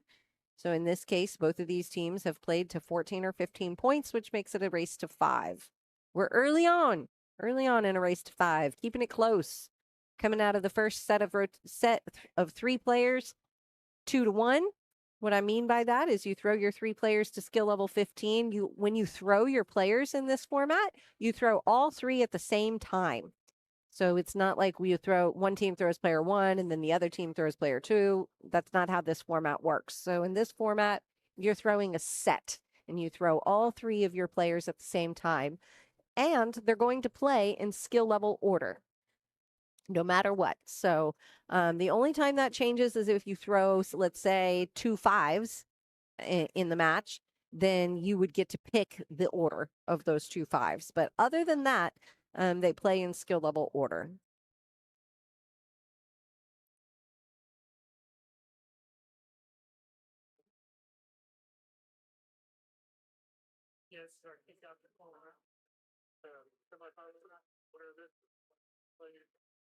Nice speed there for Danica to stay on the 5-ball.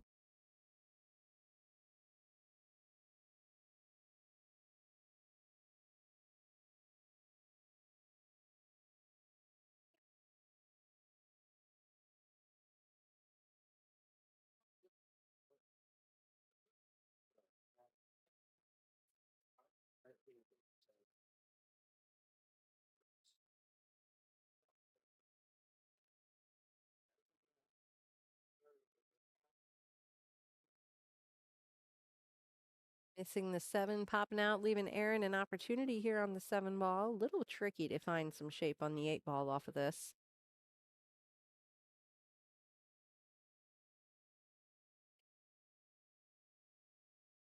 And this is where the difference in pocket the 9 to win versus league play points kind of makes a difference. Because while it was tricky to find the 8-ball off that shot, league play, sometimes the advice then becomes, then don't worry about finding the 8-ball.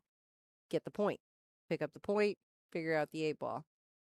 But when you're playing a different game, essentially, you're playing pocket the 9 to win here.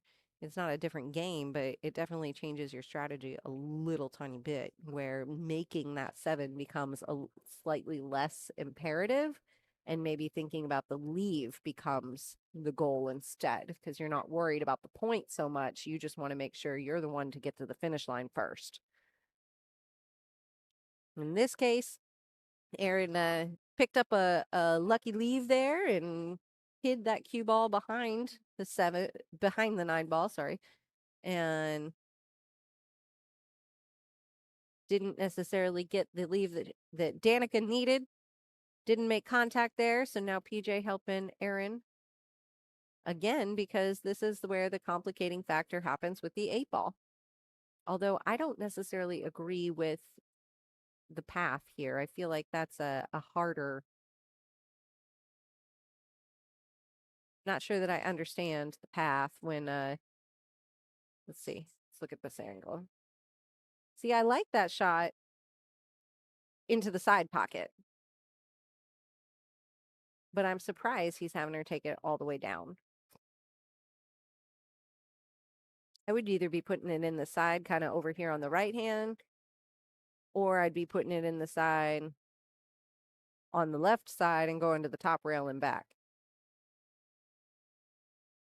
especially with ball in hand. But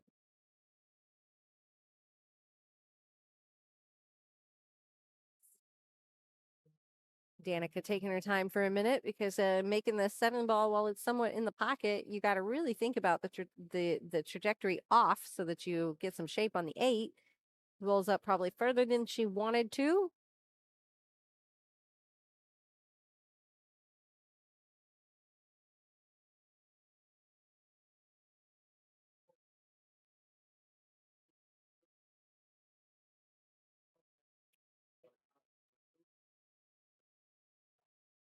I was wondering, are we going to see her go for it, or are we going to see the safety?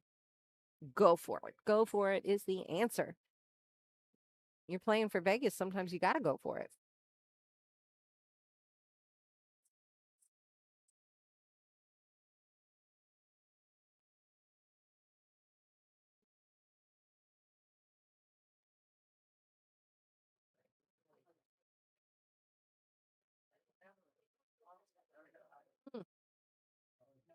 Tried to stop that ball to give some shape down there on the 9.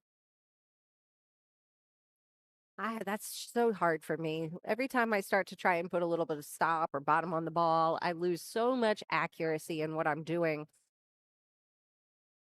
It's almost not even worth it usually for me, especially when I'm talking about it, trying to implement it or execute that shot from across the table like Aaron was doing. It just makes the execution so challenging that a good amount of the time, and my accuracy goes so far down that it usually makes more sense for me to go ahead and just focus on making the ball and dealing with the less than favorable leave later. Because if I change it around and I try and use whatever spin back, whatever I deem necessary, which a good amount of the time is not, by the way, whatever I decide is necessary, then that often becomes also what's going to kind of come in there and pinch my stroke and get me all out of whack, and then I end up missing the ball entirely. So, there's trade-offs to be made, especially when you don't have those strokes down solid, right? Like it took me however many years just to be able to stop or draw the ball a diamond or two. And even now, I don't really like it. I will shy away from those shots the majority of the time.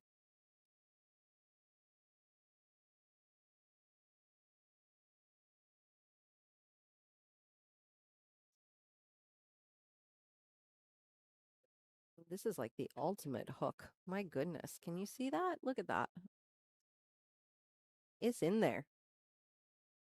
Lining up to kick at the ball. Ooh, what a nice hit. Very nice. And leaving the opportunity for Aaron to come on along and make this 8 ball down here in the corner with a setup on the 9. So we'll see if Aaron can grab this point and tie it up for the team.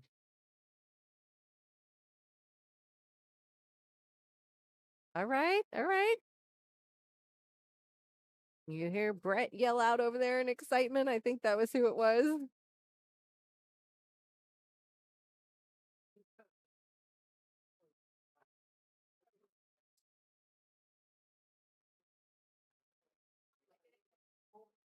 Oh, man.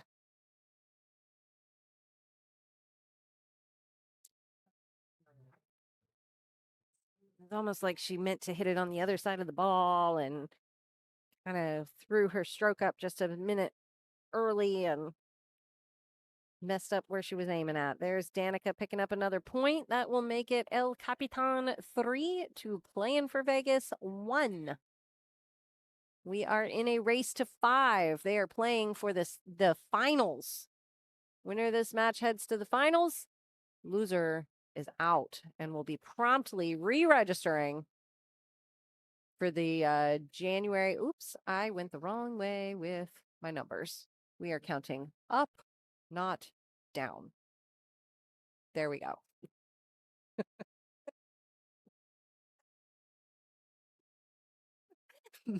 Mike is looking at me like, what's wrong with you? I've been on the stream for 7 hours. I was counting the score down, not up.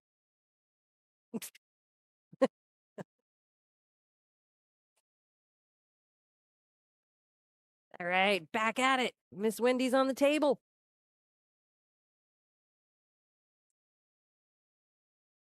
Waiting for Ryan to have a crack at it.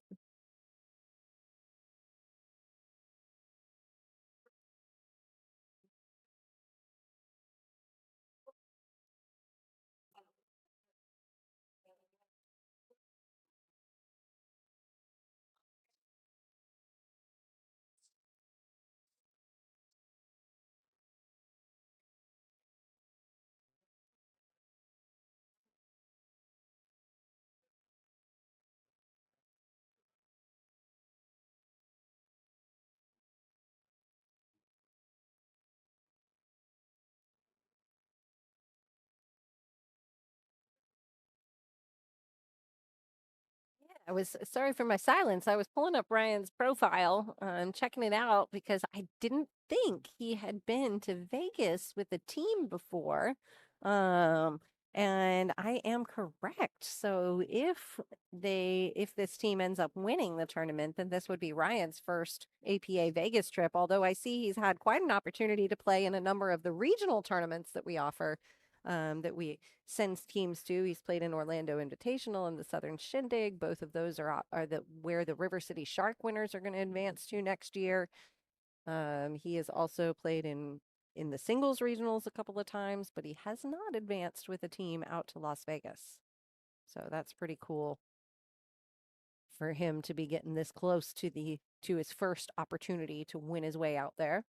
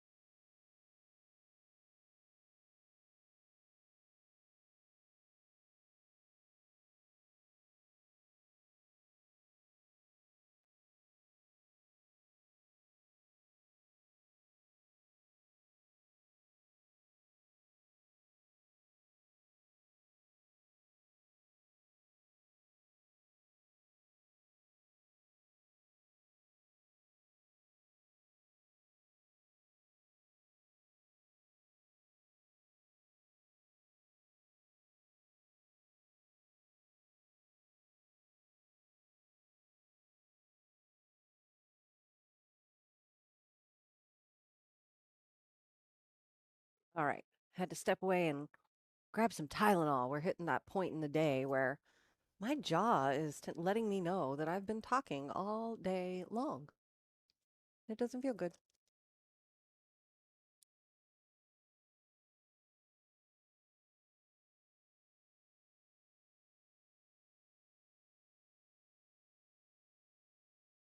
Also, my kids are still here. And you guys heard Connor earlier. He's 7. My daughter is Melina, and she is 4. Not 4, she's 5. Just kidding. 5 and 7. But on my way back in from grabbing the Tylenol, super cute. She's sitting at the tournament desk and she's got a little compact mirror and it's open and she's applying some lipstick.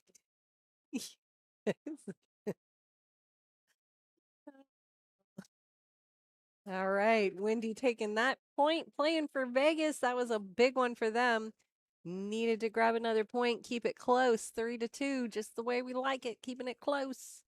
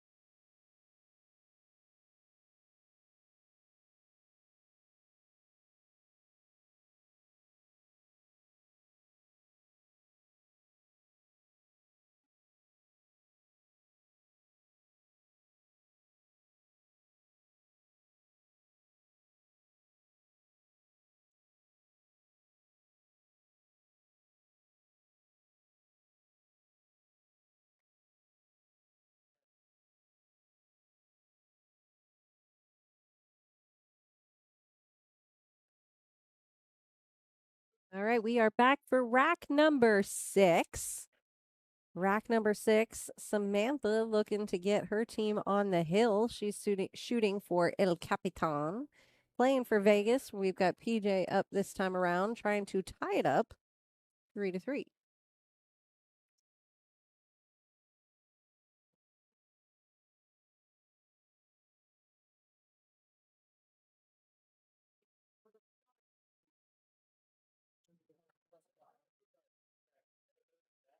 Didn't get any feedback about that Father's Day tournament, so I'm going to take that as the fathers don't want to play a Father's Day tournament. But if I'm misreading that situation, feel free to weigh in on what you think those choices should be.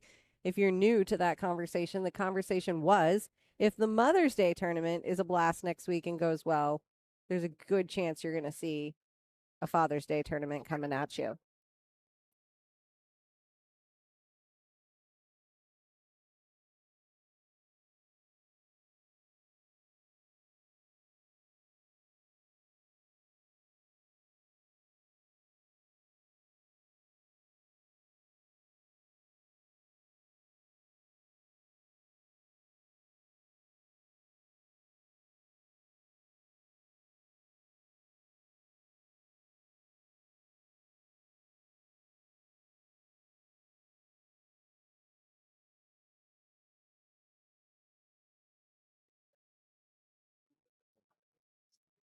Sorry, I was fulfilling tablet time requests.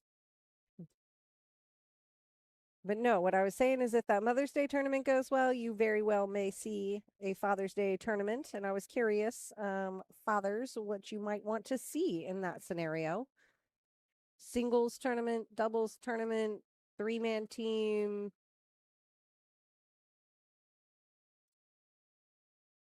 only fathers or only men, open tournament, just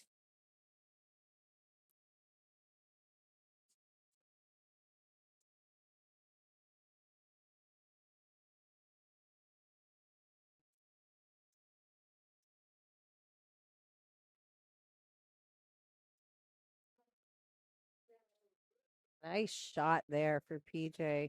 He really, you could tell, was zoned in, studying that shot, which was really important because looking at it too, here he is in the shape on this 6 ball. He had a very small window to sit right there before he got behind that 9. Oh, man. Work to get there. Samantha Shea here with an opportunity to finish out this rack.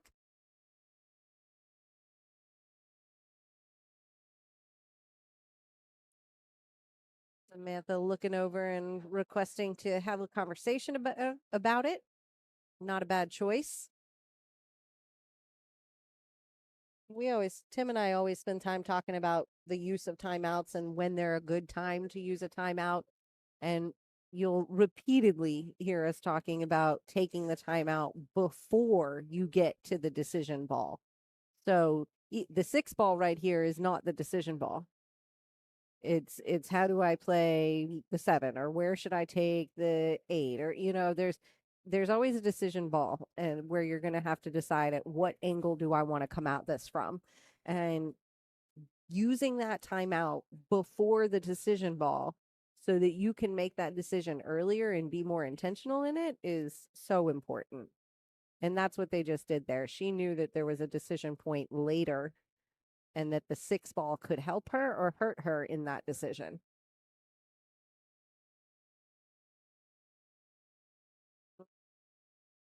Good effort there on the side pocket. The force of that's going to pay off for her and sit on the short rail. PJ up to see what he can do with it. I don't mind the kicks at these. I feel like they're a pretty high percentage chance.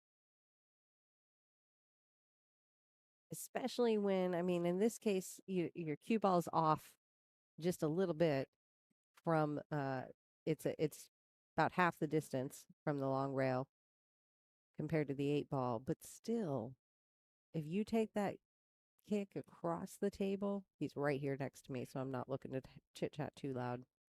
But if you take that kick across the table and back towards the pocket, I feel like there's a good percentage of the time where we can knock those in.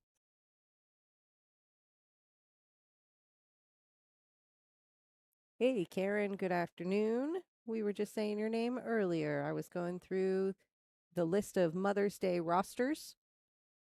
Saw that you and your mom are playing. Was excited to see that family team. Yours among many we were going through.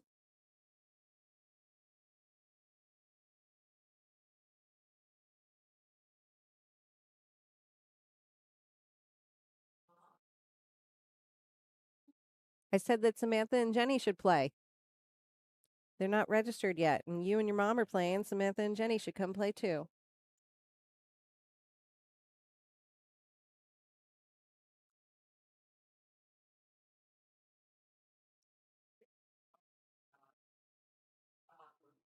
Wow.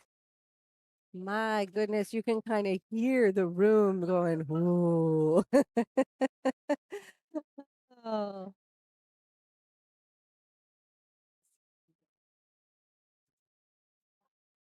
You got to enjoy that though. The whole room is having a good time with it. Everybody's in it. There's got to be a good 20 people standing around here watching right now, at least.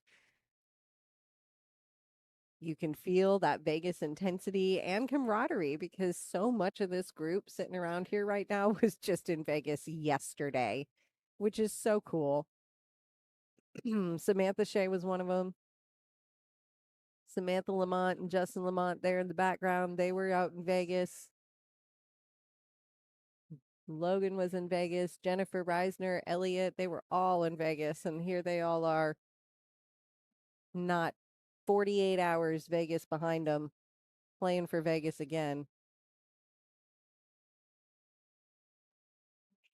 What can you say? I guess we like the place. It's so neat, though, to talk to people who went out there this time. It doesn't matter if somebody has been out there the first time or the 12th time.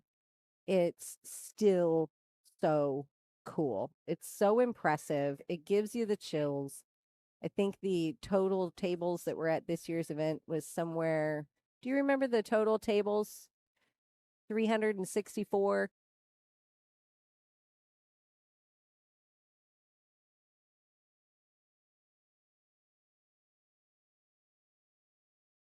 Somewhere in that area, 380-ish maybe this time around. Been over 400 in the past, but there's truly nothing like it. It's such an impressive sight to see. APA puts on a phenomenal event. They're on top of it. The minis are a blast. The vendors are amazing.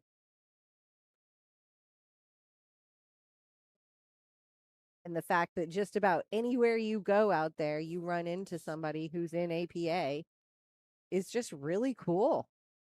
It becomes the reason that even when your team's not there, once somebody goes, you get the itch. You want to go back. You just want to keep going and having fun and hanging out and enjoying the atmosphere.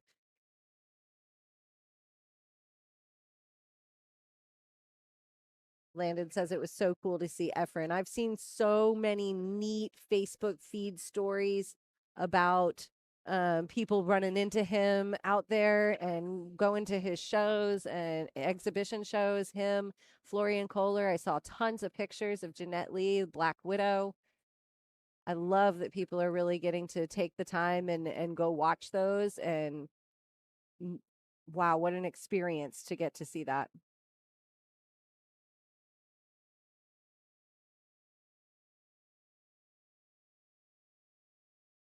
Samantha putting El Capitan on the hill. 4-2, El Capitan. I think we've seen this scenario though. If I might be mixing up my matches because this is a lot of pool for me to be remembering, to be honest. I don't have the greatest memory. I'll come home from league and Mike will say, I've said this on the live stream so many times. He'll say, did you win? And I'll go, hang on. And I got to think about it. And I got to remember my match to make that choice. And he's like, really? I'm like, well, I'm trying to remember who I played because if I can remember who I played, then I can probably remember how the match went. So it might take me a minute. So, but anyways, I think earlier, don't get correct me if I'm wrong, but I think playing for Vegas was down 4-2 earlier and came back and won. I might be making that story up. I'll be honest, but there's a good chance it's true too. Landon, you got to roll the dice for Efren? That's awesome. On the craps table? Oh my goodness. That would be amazing. I love craps. I'm a craps table girl.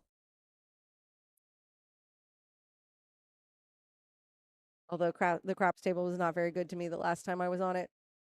I'm pretty sure we'll be friends again, but it's questionable. Oh yeah, Dwayne, you went out there too. He's one of the ones that went out and was like, okay, yep, I got to go again. I saw you playing in minis. So the first thing Mike and I do at the beginning of World Pool Championships or the Pool Players Championships is to go on CompuSport, search by league operator, and you can search for all the players who are out there playing under Mike and Kelly Moore. And then from there, we follow you all. And so we get notifications every time you are assigned a match, every time you have an opponent, every time you have a table. Our phones are going off like nutty all week long.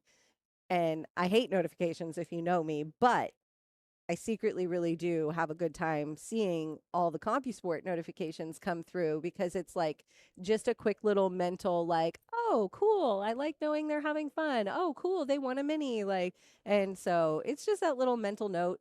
And yeah, no, it's fun to watch you guys out there.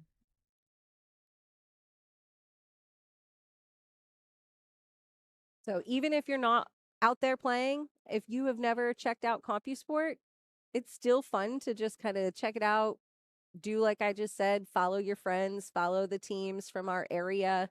Anybody can go in there and have an account and follow them while they're playing in Las Vegas. And that's a really neat way to get into it with the Jacksonville APA crew and to know when we're likely to be streaming when we're out there streaming.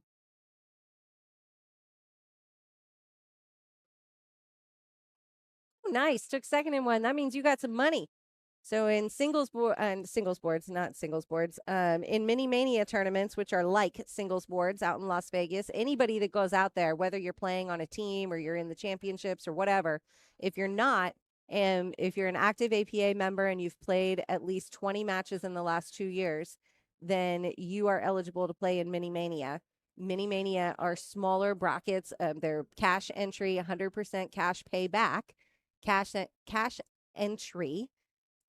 Usually there's 8 players on a mini mania bracket. Sometimes you'll find larger brackets of 16, or in the case of mega manias, you might even find 64 teams on them. But all of them are 100% cash payback. And in the minis, second place, standard 8-person mini mania would get $60. So that's kind of neat. It's $20 buy-in, $100 goes to first, 60 goes to second.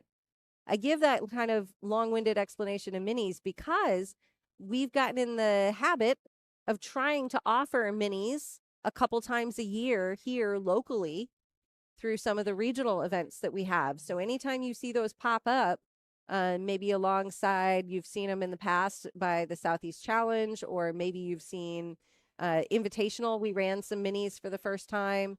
Those were fun. So if you see those pop up, then look to come out and play.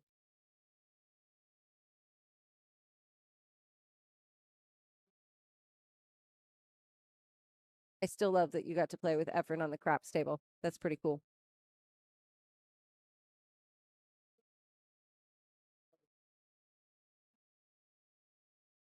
I think my children just turned into horses in the tournament.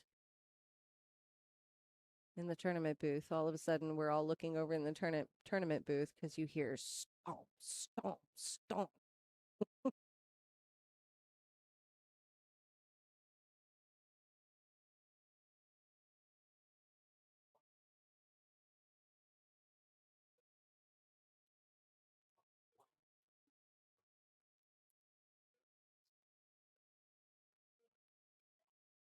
So we do already have Duval Crew sitting in the finals, waiting on the winner of this match. We're going to roll right on into the finals as soon as this match is over. So plan to stay with us.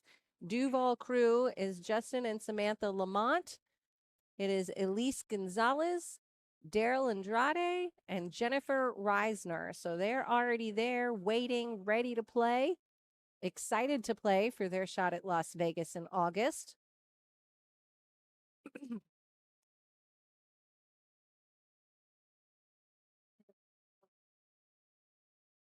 Winner of this qualifier and the qualifier on June 20th will head out to Las Vegas. August 13th and 14th is the tournament, so they'll fly out on the 12th and come back on the 15th.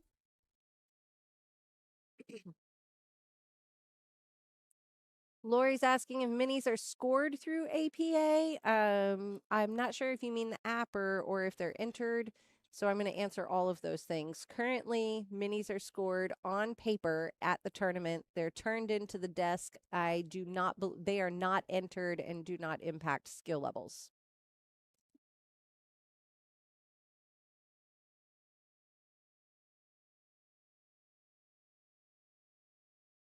Hopefully soon, hopefully one day, we will have minis and everything that we do scored on the app. That would be fantastic. We think that we are truthfully a session away from triannuals being scored on the app. That would be absolutely amazing.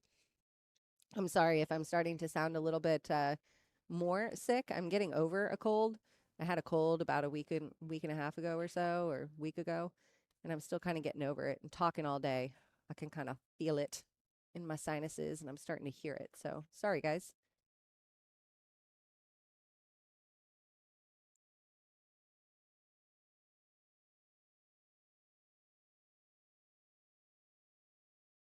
Jack, I'm so glad you guys were out there watching and hanging out. It does not go unnoticed.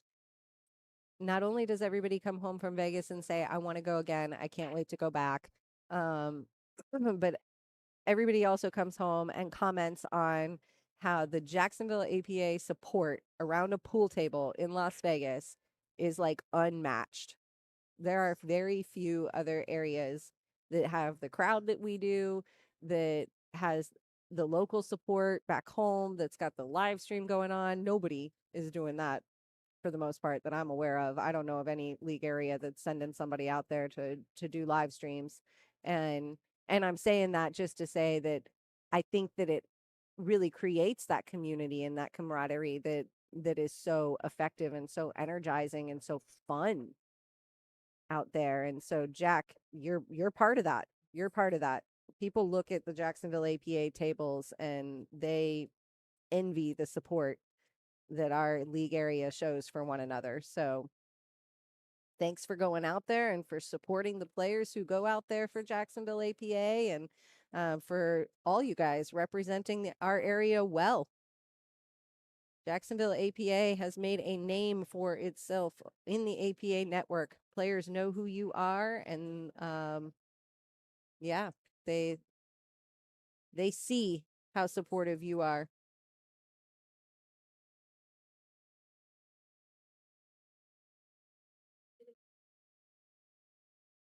Eric, I 100% agree with you. It would be very nice to score masters on the app. As simple as it perceivably could be and should be. Um, I don't know that masters is truthfully high on that priority list at the moment in the tech department.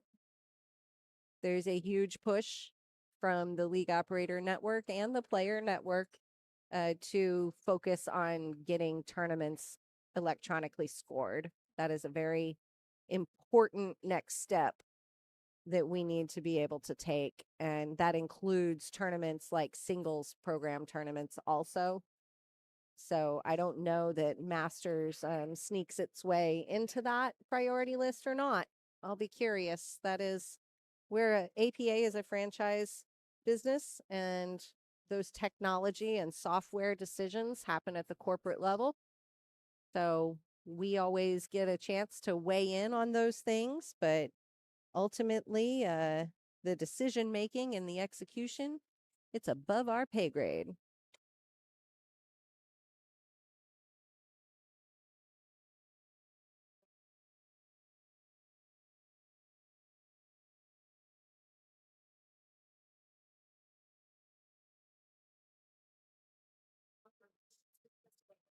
Always forget how much I enjoy sitting on here and answering these kinds of questions because I love chatting about it.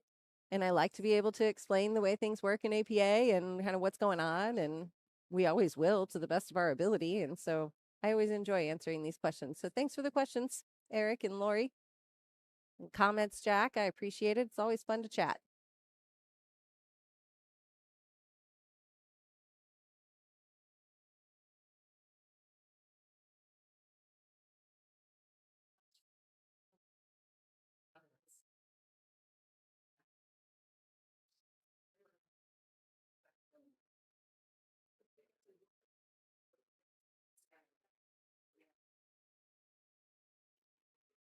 Karen's pushing some positive energy in Aaron's direction. Karen is a Monday night teammate for Aaron, which is kind of cool. That means that Aaron, couldn't not do it. Sorry. The captain or the player cheering on the captain. I like that dynamic. Oh, but that has been said before, Karen. Is that slow down, stay down. I think if Erin goes back and watches, this is her second match on the live stream today, and I'm getting quiet because everybody else is getting quiet. But I think if she goes back and watches, I think she will watch and see that I think her consistency and her accuracy greatly improves if she stays down on that ball a little bit more. Yep, Tony. Yep. I think we've seen a number of times today, even where the ball has been made, but because of the popping up, the ball has been made and it has been executed as a stop shot, which has made the leave far less favorable to what she wanted. She also didn't want the stop shot. She wanted the follow, and the popping up certainly affects that. The popping up makes it more likely that you're going to stop that ball You got to be able to follow through to get the kind of top or the time kind of bottom that you need to move the ball. So that follow through is so important in that regards. And, I'm not trying to not get Erin's game at all. She shot great today. She's picked up points for the team. She has stayed focused. She has stayed consistent. I think nerves are just a real thing. That's all. Absolutely. When she stays down, she shoots well. She's been shooting well, even not staying down. We're just noticing that popping up is happening.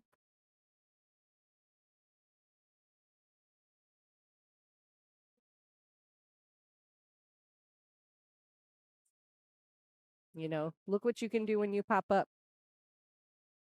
Well, staying down is just going to amplify that, I think, is the message that I hope goes through. She's done great today.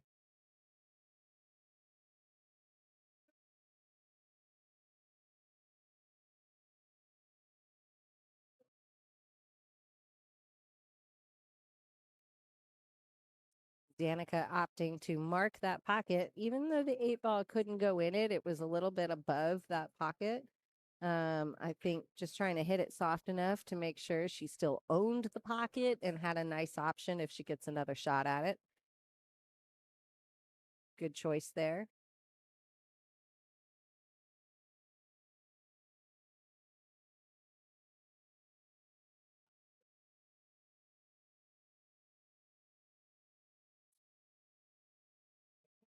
Nice shot there.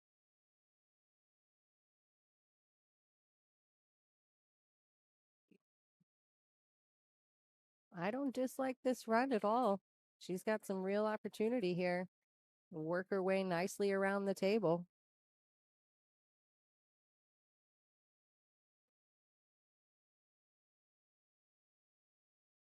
Ooh, nice shot there too. Here she is. You can see she's settling in now. She sees it, she knows it, she's confident.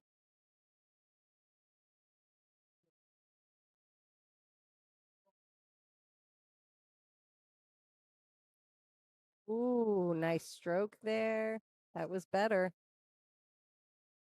Got it just a tiny, tiny bit further than what she wanted. She wanted to be on that 2 ball, not the 1 ball, that's for sure. That 1 ball makes it tough. She is right on top of it.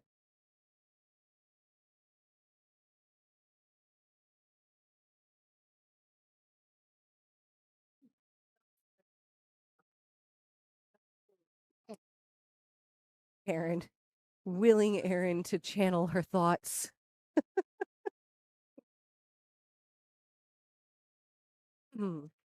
Mike's being asked to watch this hit.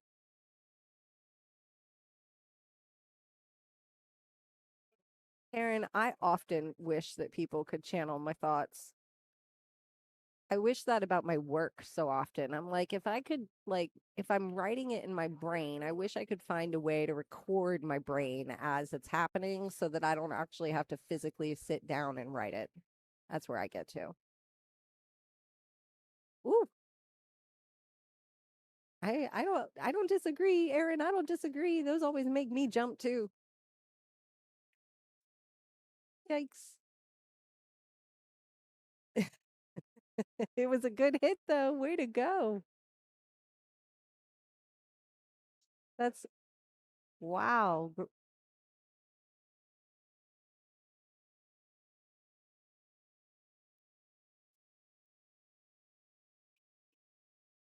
Danica picking up the point, game point there. El Capitan heading into the finals. Stick around, guys. Playing for Vegas played a great run today. I expect we'll see them back playing for Vegas here at the second qualifier. I hope so. They've definitely shown that they're a great mix.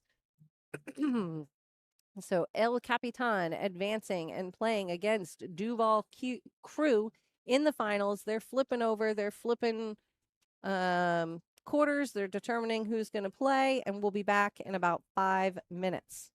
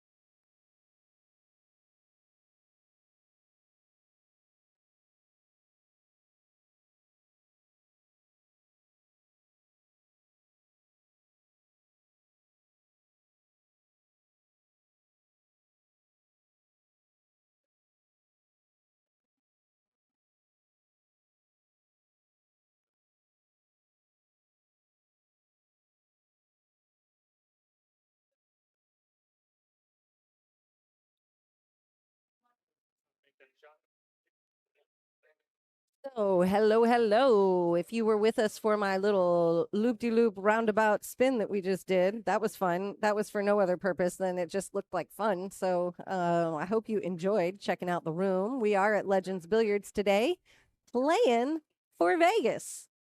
And we are now in the finals. We've got El Capitan.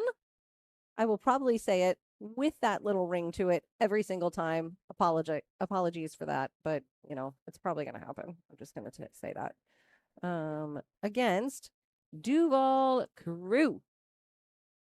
We just finished watching El Capitan play against Playing for Vegas. Finished that match with a win, 5-2, and now they are ready to play Duval Crew for the title. El Capitan had to play their way through the losers bracket. They already lost earlier today. So they have had to play one extra round compared to Duval Crew, who has been chilling out on the sidelines watching this match with us, watching that semifinals match with us. So just like last round, El Capitan is starting with Danica up first.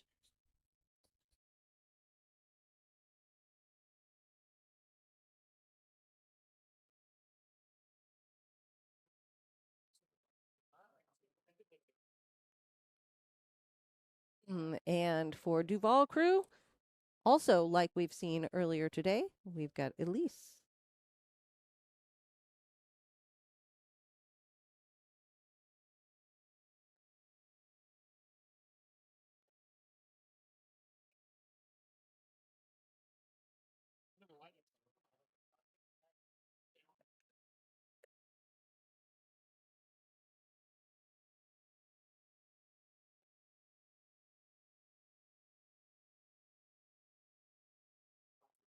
Just heard from Samantha Lamont that they played 3-5-7.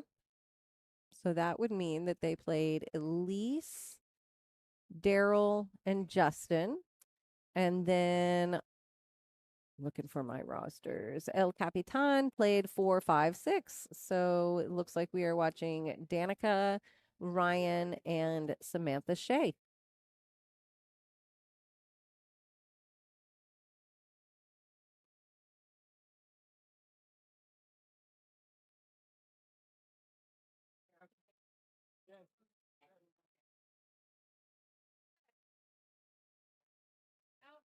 Okay.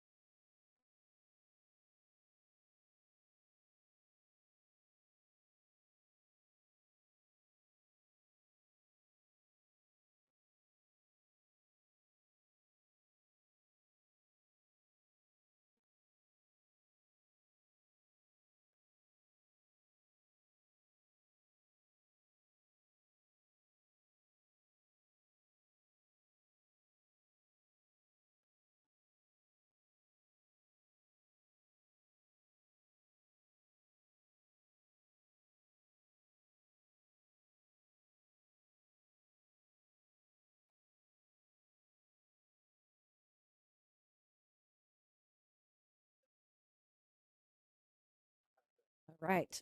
I've been trying to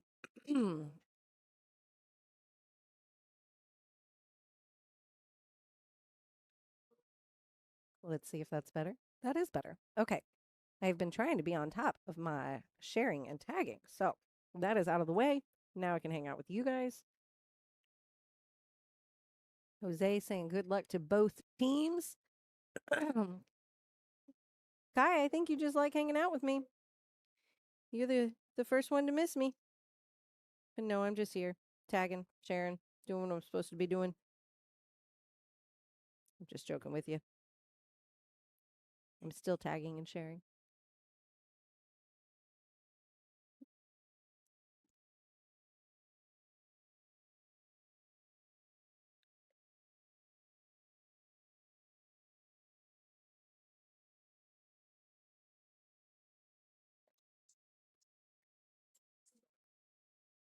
Mike and the kids are also still here, so I'm chit chatting with the kiddos once in a while, checking in on them.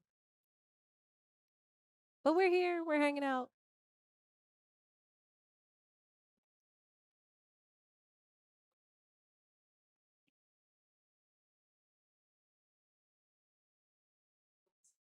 When I'm talking to Kai here, I'm talking to Not, right? Is that Not?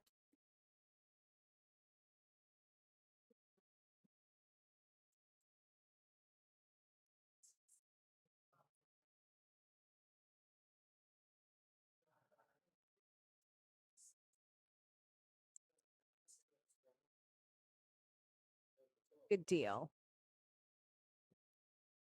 I always get excited when I have faces to names. There's sometimes people that we talk to on these YouTube or Facebook accounts that we've talked to for a long time, but I just don't know who they are. And then I meet them. I'm like, oh, all right. That's you.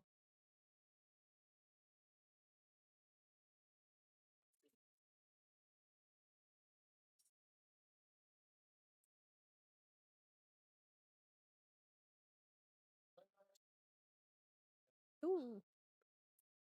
I like the speed though that she hit that with, kept that 14 ball sitting there so she could circle back to it, which I have a feeling we might see her do fairly soon here. Take the 12 ball and then combo the 9 into the 14 and try it and do it again.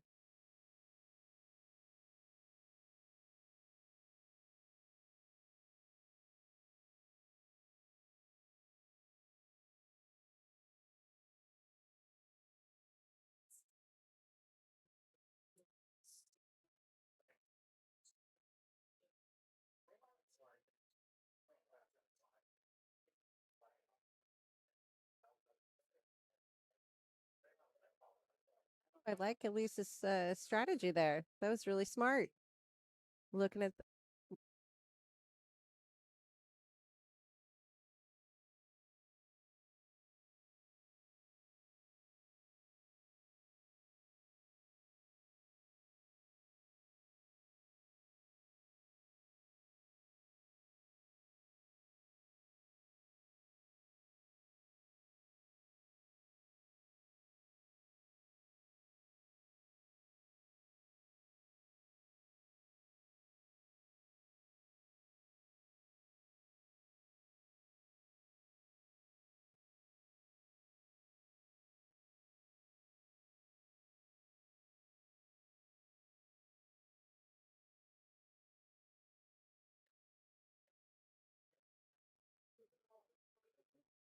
yeah, I like what Elise did there, leaving that kick for Danica. Looking at the run, realizing that it had to include some kind of complicating factor with her 14 ball sitting in the pocket. So forcing Danica to kind of kick at hers. She didn't have a clean shot at him. Had to do that. Break it up.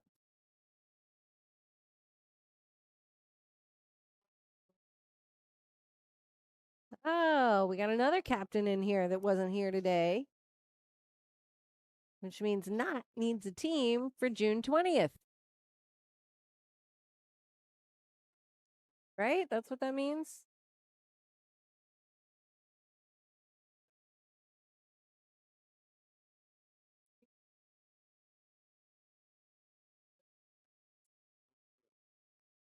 Oh,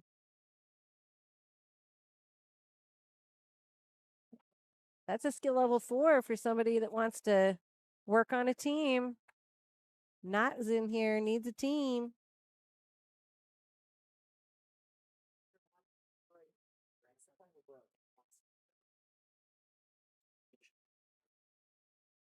Ah. All right. Well, you're going to get another shot. Another team. Good use of a timeout there. Very smart. Showed her where to hit it to use the 7, knock that 6 in, get back on the table, and a 7. Woo! Almost wanted to hang out right there in the pocket, but decided to make its way in.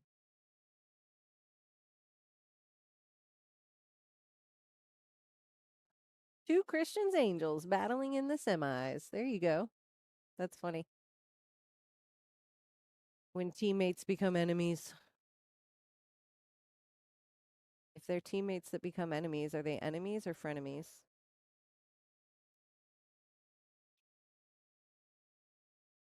Danica out, picking up the very first point of this match.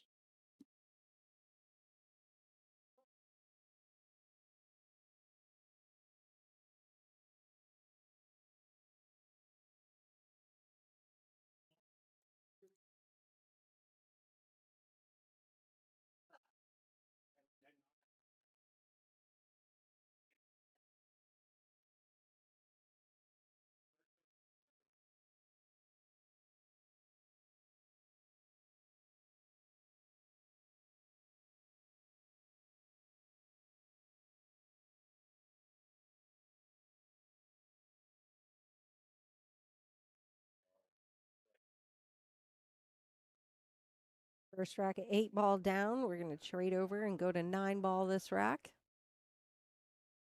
This is again a race to 5. I don't think we had any teams in here that played less than 13 points today. I think every race was a race to 5 pretty much. Doesn't happen very often. You could certainly build a team and throw less than 13, but it doesn't happen very often.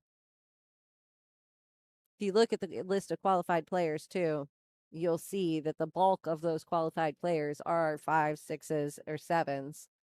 So the likelihood that they're going to be throwing less than 13 is not high.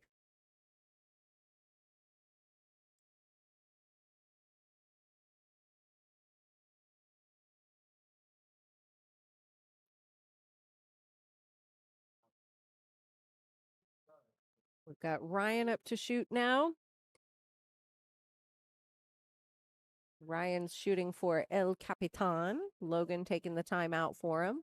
Interesting that they didn't throw Logan in this match. So instead, the team opted to go 4-5-6 rather than throwing, let's see, in order to throw Logan, the throw would have been 3-4-7 or 3-5-7. Yeah, they could have done that, but they opted to go 4-5-6 instead.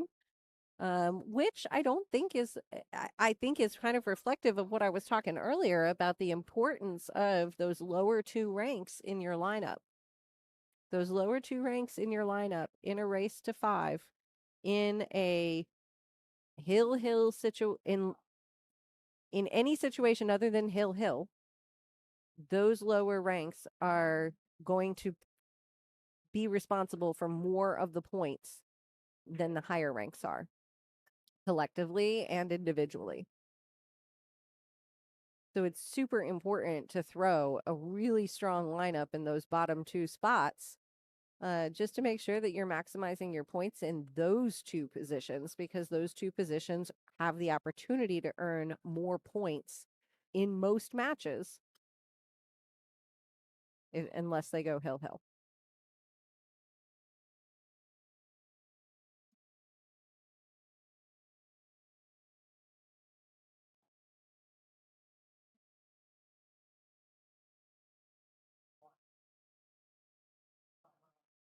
But the team we were watching in the last round, playing for Vegas, they consistently played a 2-5-7 lineup all day long, and that worked out really well for them. You know, so there's value in both of those lineups. I think as long as you can make sure that you've got 2 of those positions super secure all the time, then you're in a good spot.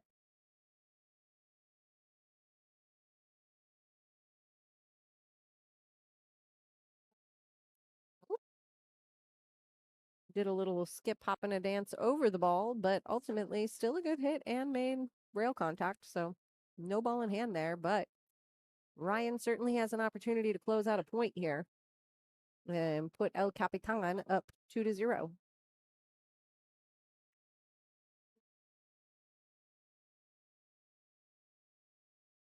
There it is. He got it. He got that easy point out of the corner there. That is the beauty of pocket the 9 for the point. 2-0.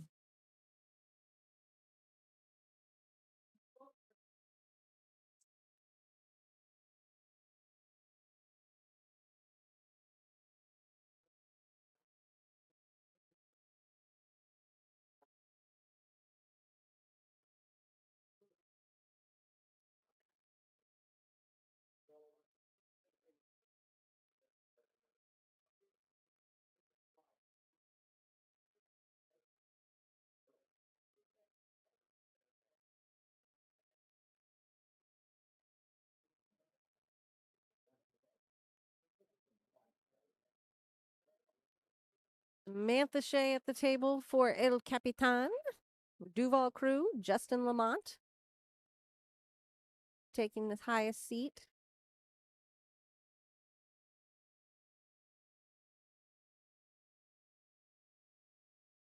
Playing a 3-5-7 lineup.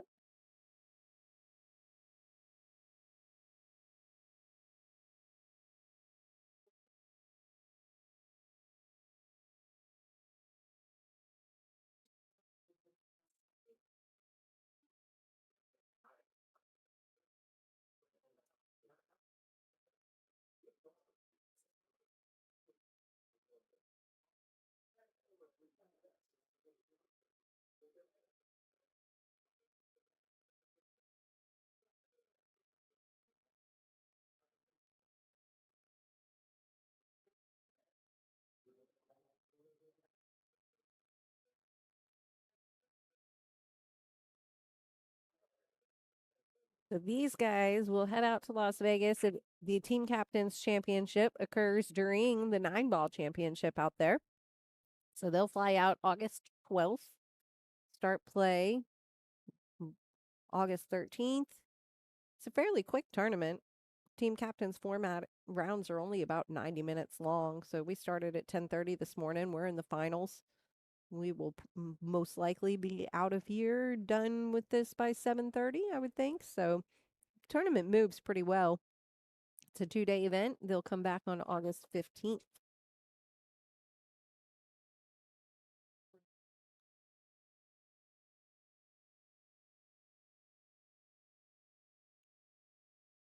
I mentioned earlier, entry fees go to support travel assistance.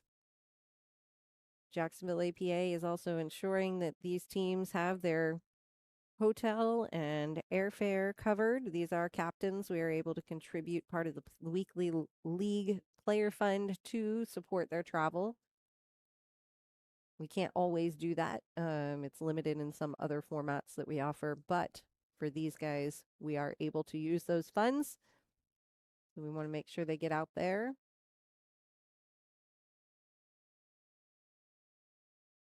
The winner from today's tournament, as well as the winner from June 20th, will both be going out. 10 players headed out there.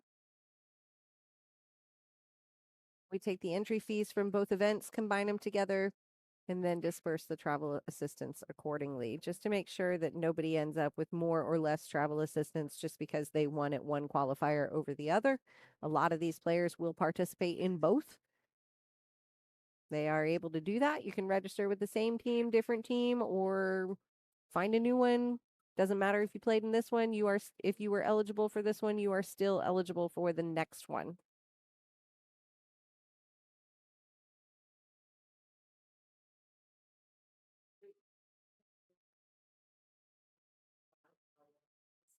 Justin having to kick at a ball here.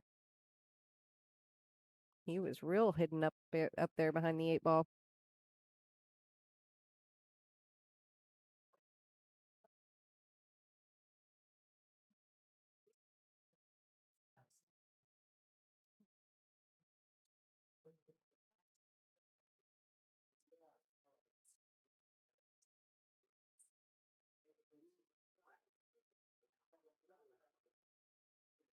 I always wonder for friends who they like Justin and Sam have probably played pool together often.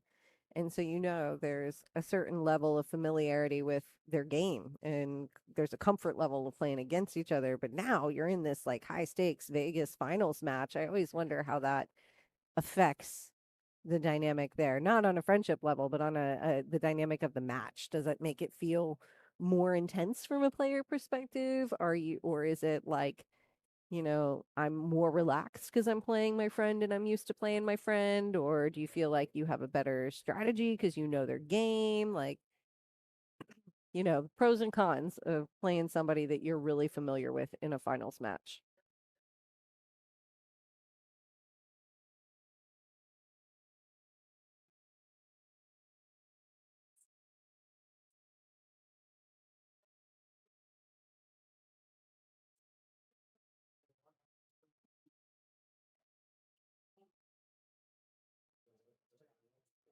Jose, I think you're saying it goes out the window, meaning like it doesn't make any difference whatsoever that you're friends. It's the exact same stress as it would be if you weren't.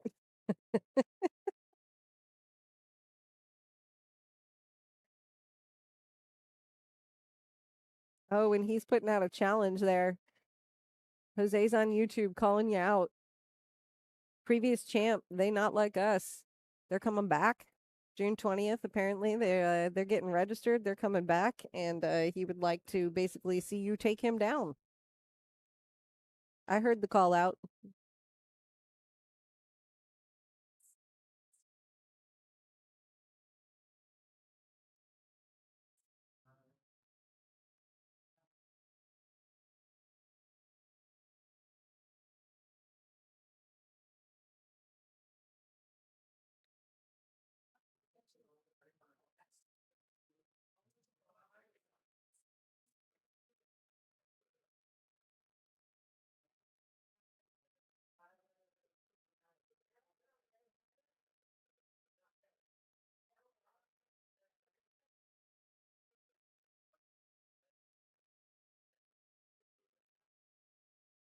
Samantha here with an opportunity, ball in hand, but it's a little bit of a cluster. Let's see.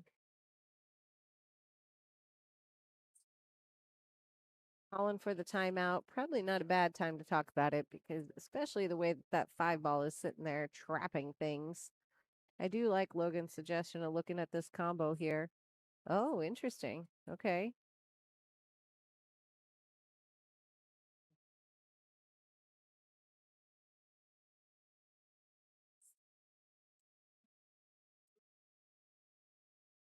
All right. If you're not on YouTube, I just want you all to know Jose's answer. It was a lot of yeses. Yes, it's more stressful. Yes, you don't want to lose your friend. And yes, you've all been called out and put on notice.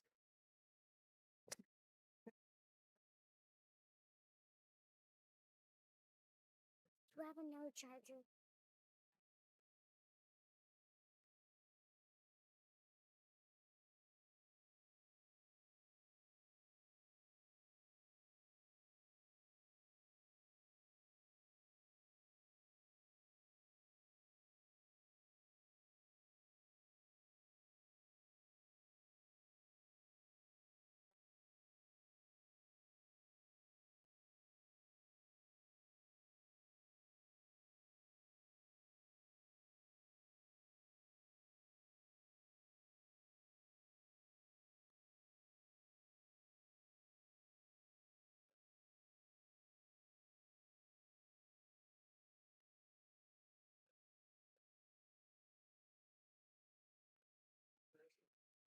This is an odd occurrence that Mike and I are both here during the finals, and Connor and Melina are here. So, pardon that interruption. He's looking for a charger, which is very important for both of us if we want to get through this finals match.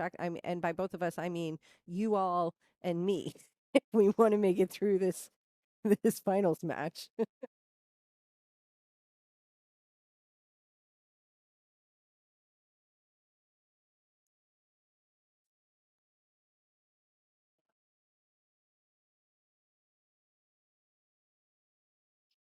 Yes, I like the choice to look at 13 ball instead of the five here. You just have such a nice dead-on shot on the rail.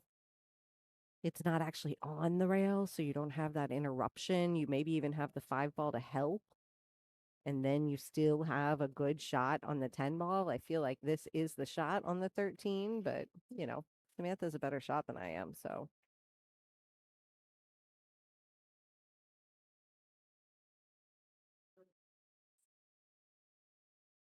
Studying how to get back on that 8 ball. It's a little bit of a challenge. You got the 5 blocking the bottom right pocket, so you really need to find a position where you can make the 8 ball in the bottom left pocket, but the 7 certainly complicates the world.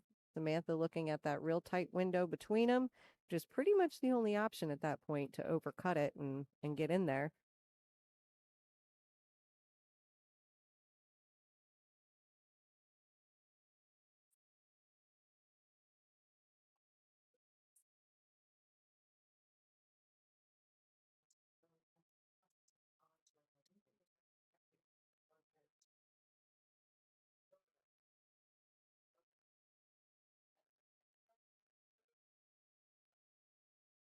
Jose, your comment makes me think about a sign I used to think it was hilarious. It was in the bathroom of Chiefland Billiards, where we used to have our APA.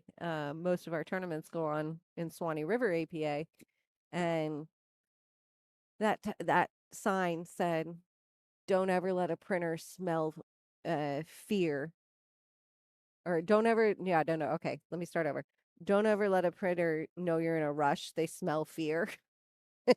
And that's exactly what happened to us this morning. For some reason, printer would print the test page just fine, but would not print any of our score sheets. And I was like, really, what's going on? And it's all I kept thinking about. But you're laughing about the something important. Where's the charger? It made me think about that factor. All right, so Justin handing over that win to Sam after giving her ball in hand on the 8 ball. Can't say I blame him. Probably pretty good odds she's going to make it. Brings that score to 3-0 in favor of El Capitan.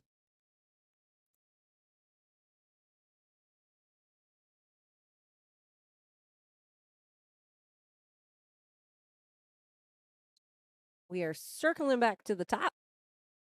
Elise up against, who did we determine?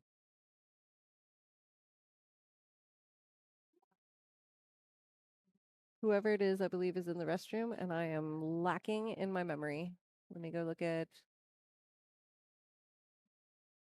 Danica. That's it. Danica. Had to look at a roster. Believe we might be on a super fast break. Waiting to break.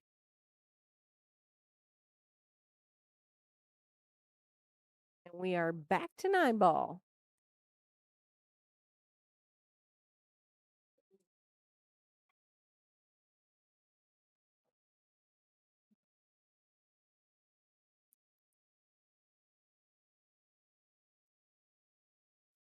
Thanks, guys. It's all starting to blur.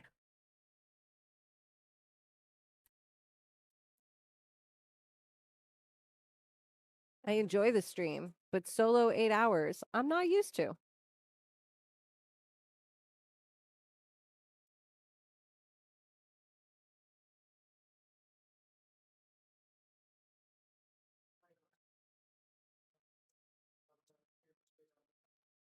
Oh, nice break. Beautiful spread there. Even made a ball and has some shape on the 1.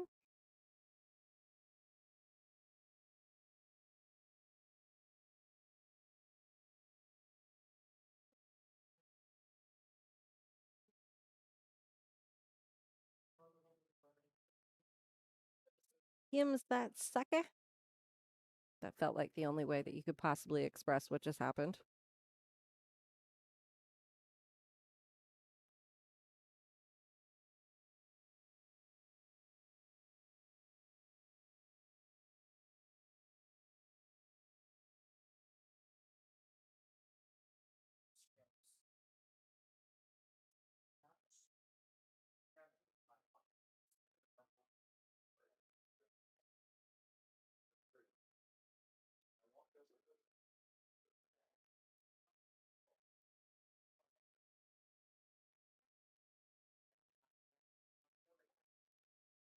Hooking herself a little bit there.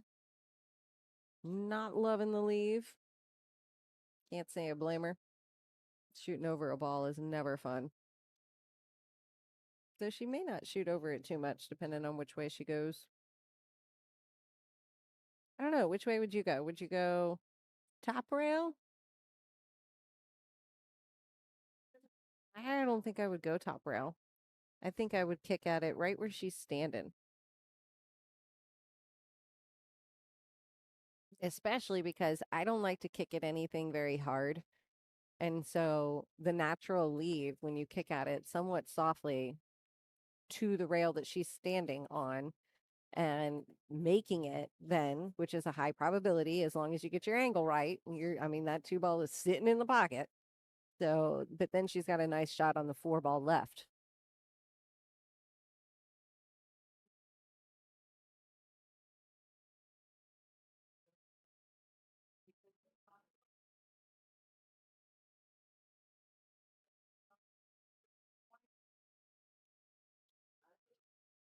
All right, opted to go for defense instead, kind of tie things up a little bit down there.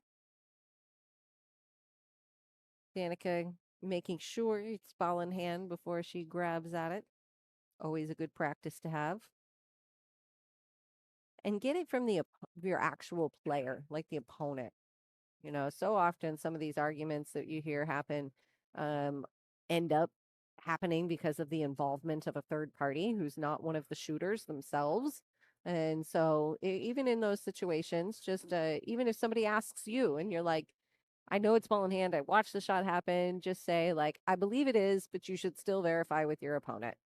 It just eliminates the potential for any kind of argument happening because even though you know what you saw, it's possible that that shooter does not believe that that was a bad hit, and it's tough. It's tough, and it's going to create an argument if somebody on the sidelines calls a hit that wasn't involved.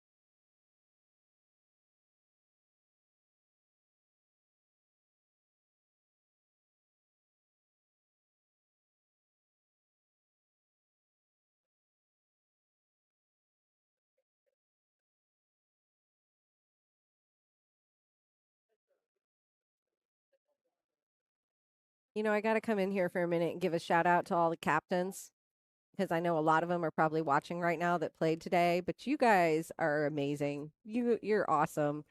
You saw that for a good chunk of the day. I was solo in here. Mike's here now and has been for a couple hours at this point, but still for the beginning of the day I was solo. And you guys just stepped up and you are so wonderful. You just take care of things. We had our buffet of score sheets, clipboards, and pencils. And guys, I'm not lying.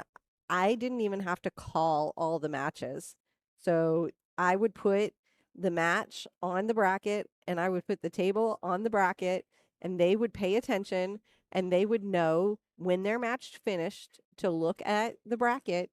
They'd see who they were playing, like, oh, one. So there's two sides of this. If they were the first team to finish and they were waiting on an opponent, they would see that they're waiting on an opponent. They would know that. They would go to the table that they were waiting on and watch for that match to finish and be ready to play and know what table they were playing on next because it was already on the bracket. They just did it all themselves. They called their matches and they kept things moving all day long like clockwork. It was beautiful.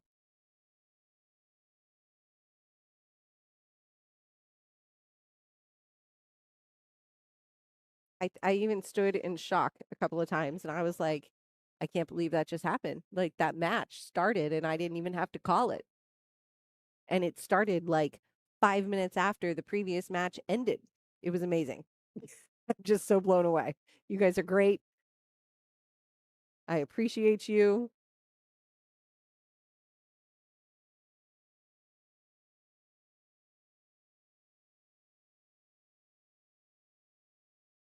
But this tournament consistently, that's this tournament.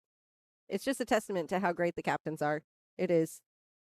All of you all that are not captains, thank your captain. You guys have amazing captains because this tournament is hands down always that simple.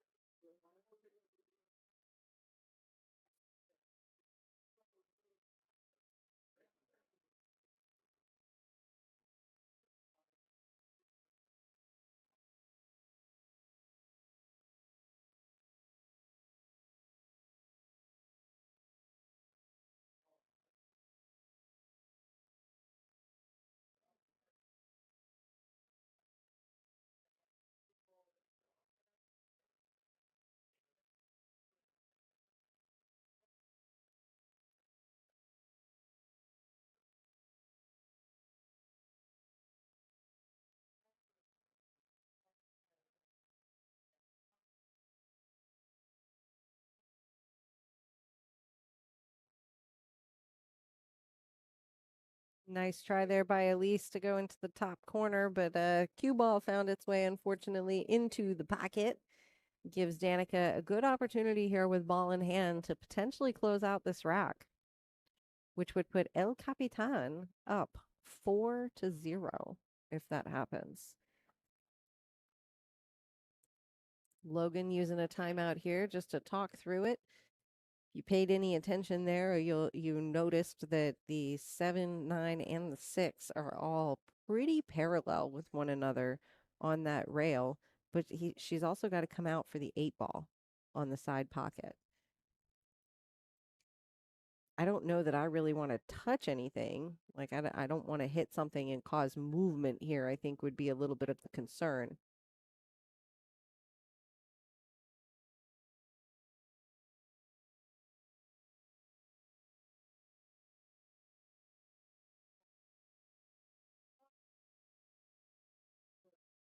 She looks disappointed with where it landed. However, we made the ball. We got a shot on the 7, and she's probably going to pop off the rail and still have a shot on the 8. So, it may not have been the plan, but I think this one is an easy one to come back from. All right. She's still not super excited, but hey, that's how a run goes. I don't know about you, but I always have a plan, and then I create a new plan after every shot I take. Gotta be flexible. It's an important characteristic in life.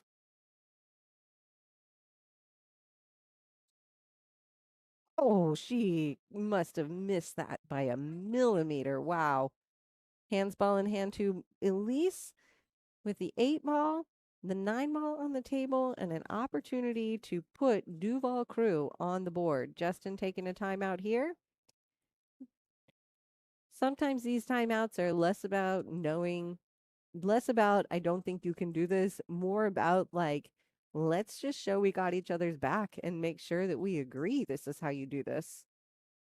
Because there's plenty of times where I've been very sure that I know what I'm doing, and then I just drive that cue ball right into the pocket.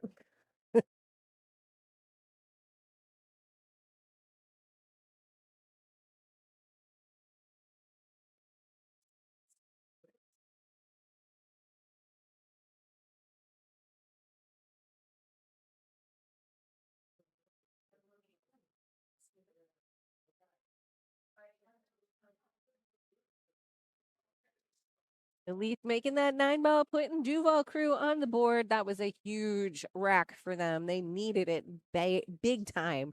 Coming back 4-0, that was going to be a hole that I wouldn't have wanted to climb out of. But now, instead, we're looking at only a two rack gap to come back from. El Capitan at 3, Duval Crew at 1. And we are now in rack number 5. We've got Ryan racking here for Daryl. Ryan is shooting for El Capitan.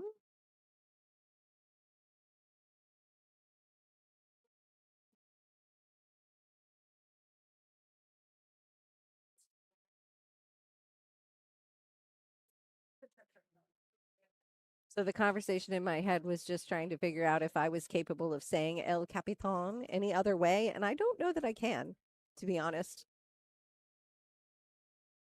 I either say it incredibly like Americanized or I somewhat sing it. Those are my choices.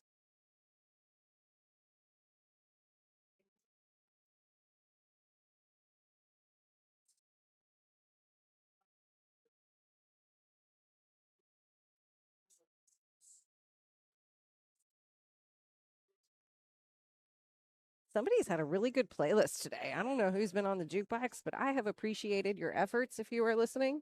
Thank you for your donations. Always appreciate when somebody is willing to take one for the room and put some money in there. Mike and I are often supplying. We know the value of a vibe.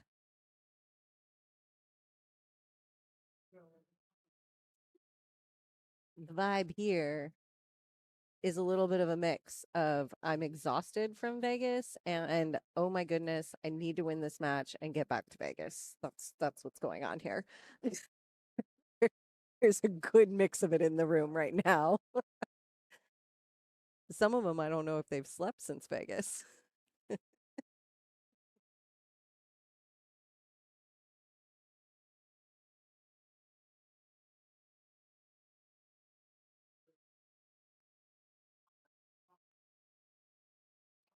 Ryan up with ball in hand.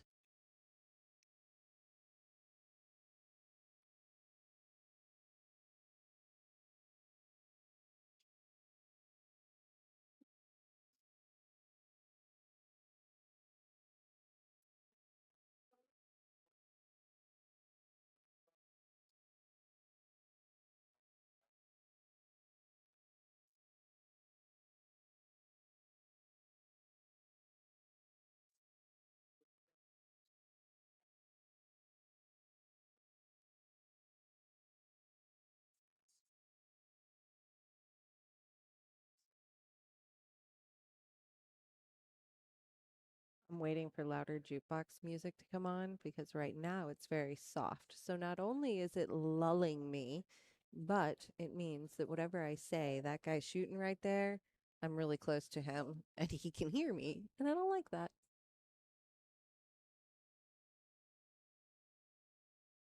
Wheels on the bus? Is that happening on the jukebox often? Did I miss Wheels on the bus? I think he has a lot of wheels on the bus in his life with the Jasper's age right now. They're probably singing that one often. And it's going to go for like another 4 more years because now there's Liam.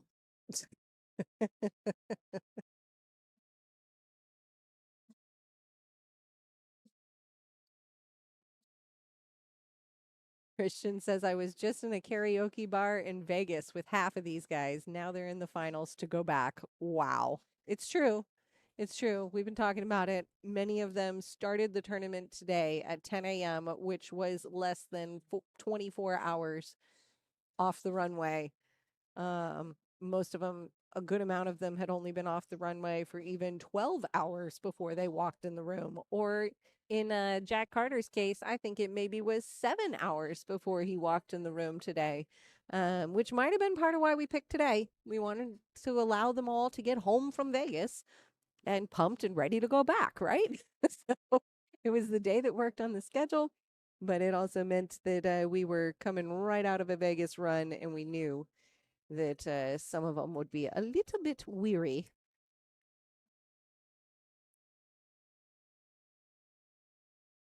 Karaoke bar. So, who's got the best voice in our finals match today?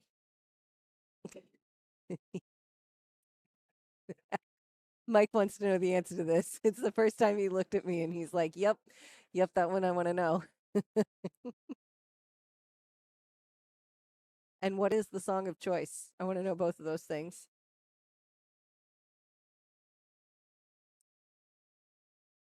Oh, and is there video footage? That's important too.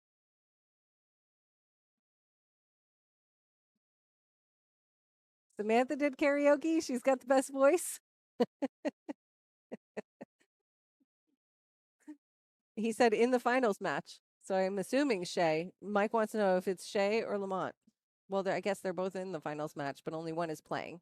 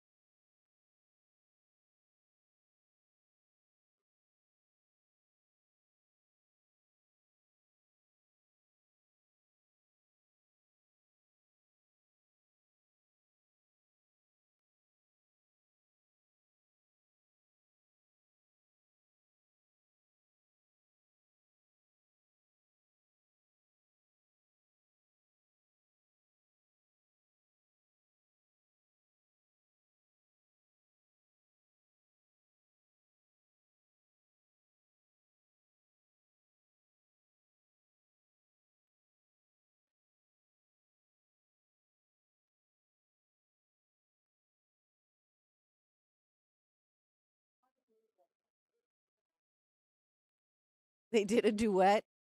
Yes, there is both. Dwayne, I lost track of what we're saying. Yes, there is too. You guys you're commenting on things that I'm 30 seconds behind on saying. And well, we've already talked about my memory once before today, so me not knowing what you're responding to isn't that weird. Samantha and Logan did a duet. Oh, Dwayne is saying yes, there's video. That's right. Okay, I'm following. Dwayne is saying yes, there's video, and Christian is there's video. I think Samantha and Logan might have done a duet. Mike would really like to see this. He's requesting access. Oh, both Sams. Oh, no, both Sams did a duet. That's what you're saying, both two. Both Sams. Got it.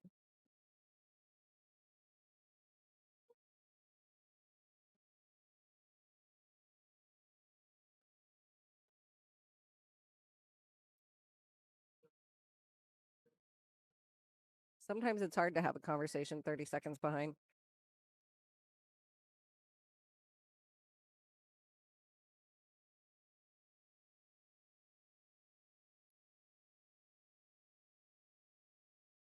Just want you all to know that I decided very firmly what I wanted for dinner because I didn't eat much of my nachos earlier because I was talking to you.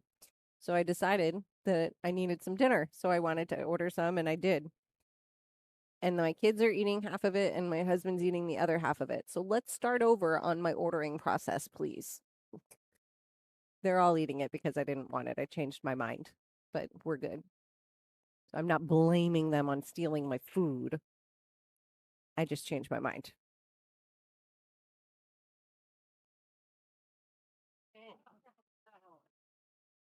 Boy, you guys are brutal. What happened to like what state happens in Vegas stays in Vegas?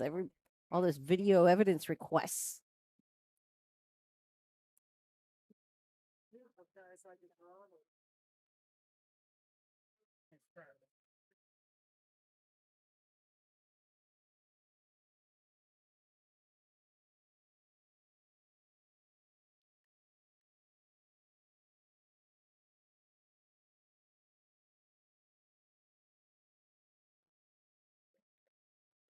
Unfortunate scratch on the 8 there will mean that we get to unfortunate for El Capitan, but fortunate for those of us who are having a good time watching this match tonight because it means we get a little more action and the score gets a tiny bit closer. 2-3.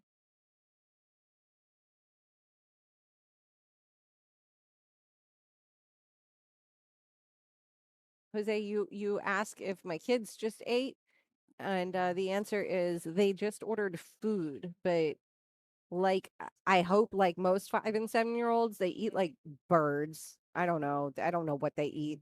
And so what they ordered is like picked at, and then what I ordered seemed to catch their attention. Thus, I'm not eating it. They are. So, whatever they're willing to eat, as long as they eat. At what age do they go from eating like birds and fighting you to eat to like taking down the refrigerator? I just want to know that because right now I'm still in the beg you to eat phase.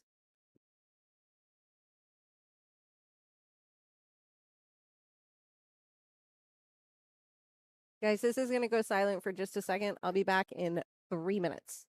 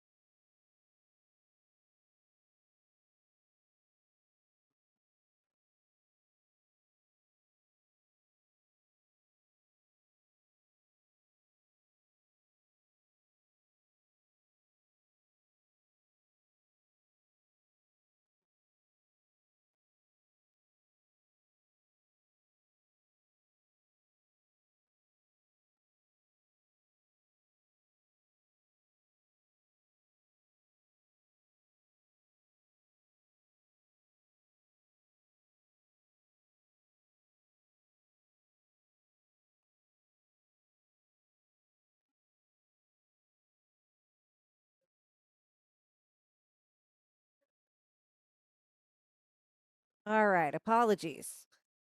Children needed bathroom breaks. So we are back and we are tied up 3-3. Back at the top of the lineup, Elise and Danica are up. And we are going to cruise our way through this rotation one more time.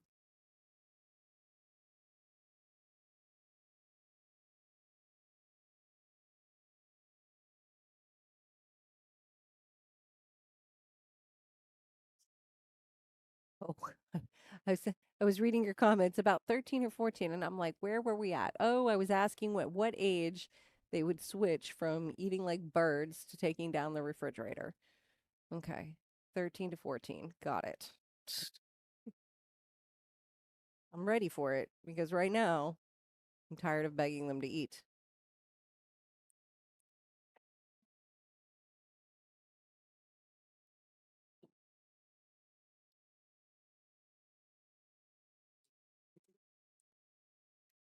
Keeps falling silent in here.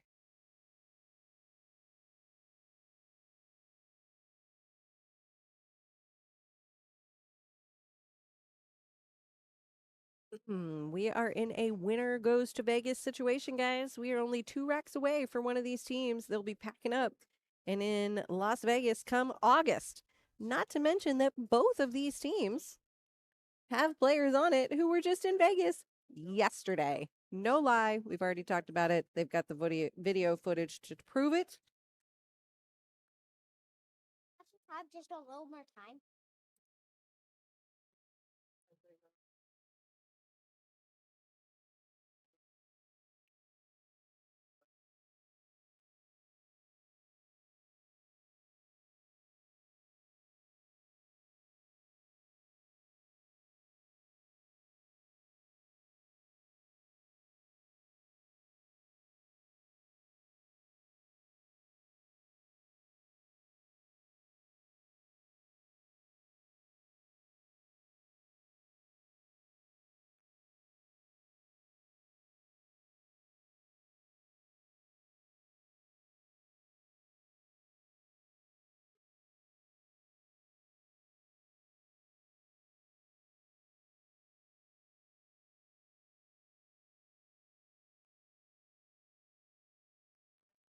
All right. Tablet problem averted. They all just got off the plane together. Now get to battle it back on it. Yep. That's exactly what's happening. Hey, PJ, thank you. He says, thanks for everything, Kelly and Mike. Came up short, but there's always next time. Absolutely. And next time is literally right around the corner. So, there is an opportunity sitting there for you. It would not be the first time that we have seen a second place team in this tournament win the next qualifier. Just saying. Or, a semifinalist team, not second place, but. And Danica picking that up. Nice out there for her. Back there.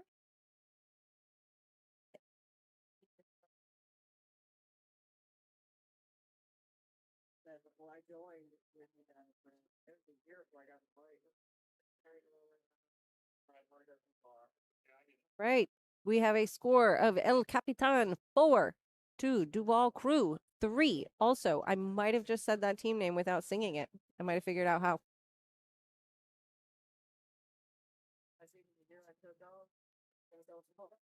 Hey, PJ, you guys also played a really good match. It was fun to watch both times. You guys kept it, you were in it. So it could have gone either way. And at the end of the day, it's got to go some way. So.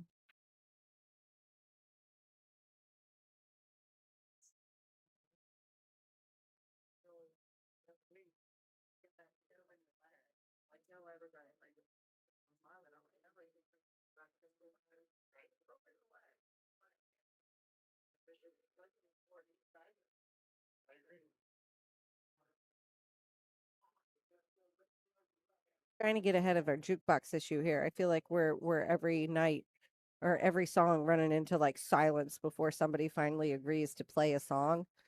So I'm trying to go ahead and and I'm going to contribute for the day.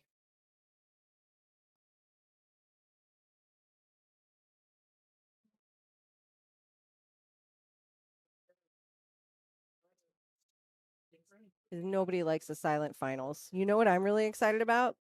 The finals of the World Qualifier. So the last few years, we've been doing this on Monday night finals, which we've really, really loved the Monday night finals. There is a hype in the room that is not there when you're all exhausted and just ready to get through it on Sunday night.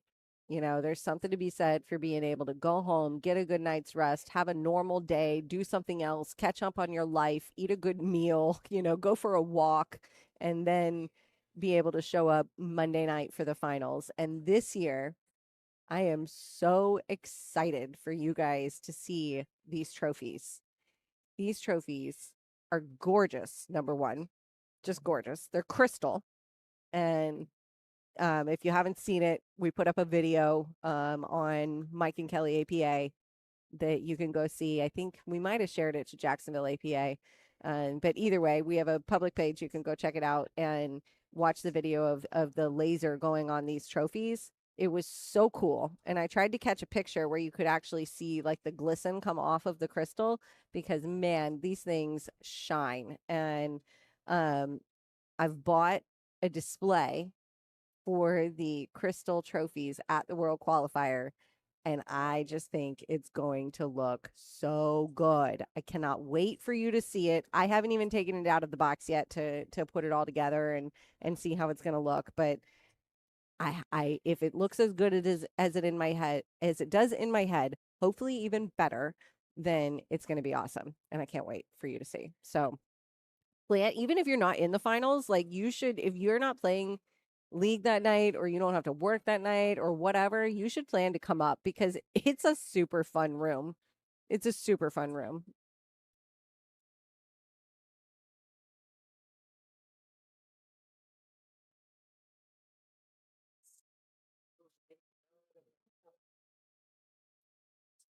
I don't know that I would be that mad if I were Ryan walking away from that right now because he didn't get the breakout that he wanted on the 8 and the 9, and now he's left the 7 in the pocket. Sure, Daryl has an opportunity to try for it, but if Daryl doesn't get it, then Daryl has to, and by get it, if Daryl doesn't get that breakout, then Daryl has to figure out how to do it. So I don't know that I'd be super upset if I were Ryan. See right there? I'd rather let Daryl rely on his own skill to get the breakout rather than getting a shot at it independently because now he's hooked and he has to do it.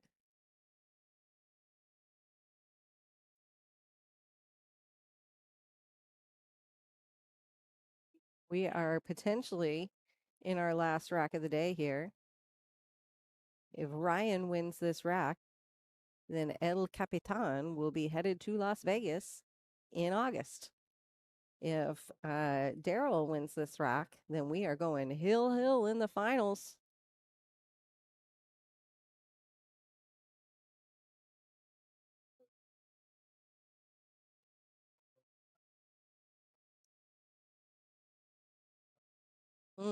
Just barely missed it. Slipped on by. Ryan has an opportunity now here to look at this with ball in hand. Hasn't used a timeout. What a great time to go ahead and pull that card.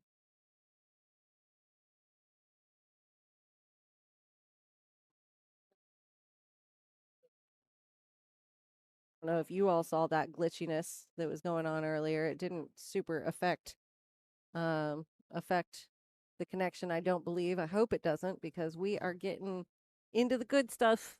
Into the good stuff here.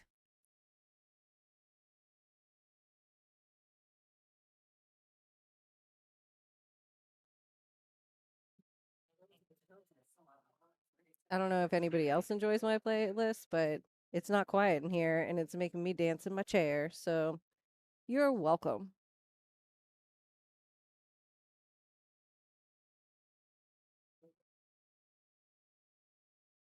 But I can't resist. Some Creedence Clearwater Revival just makes you want to boogie. Here it is. El Capitan. That is your first team captain's qualified team. Going to give it to you right here. Whoop, trying. There we go. Congratulating one another. I don't know, Logan and Sam, maybe they haven't unpacked. Maybe they're already ready to go. Who knows? But there it is, your first Team Captain's Vegas qualifier crew headed to Las Vegas. Team El Capitan, Samantha Shea, Logan Lane, Ryan Carter, Danica Wadowich, and Sheena Chowhan. Congratulations, guys. We look forward to watching your run in Las Vegas. And one final reminder, if you want to play in this event, if you are eligible for this event and you want to play June 20th, we want to help you and make sure you're on a team. So don't go without a team just because you don't know how to find teammates. We can help with that part. Contact the office. Congratulations again to El Capitan, and we wish you the best of luck in Las Vegas. Thank you guys for watching today. We're going to see you again on the live stream at some point this week. We're going to be chatting about the World Qualifiers again. We're going to do a player meeting. We're going to do a bracket draw, all that good stuff. So I'll see you and talk to you again on the live stream later this week. Have a good one. Good night.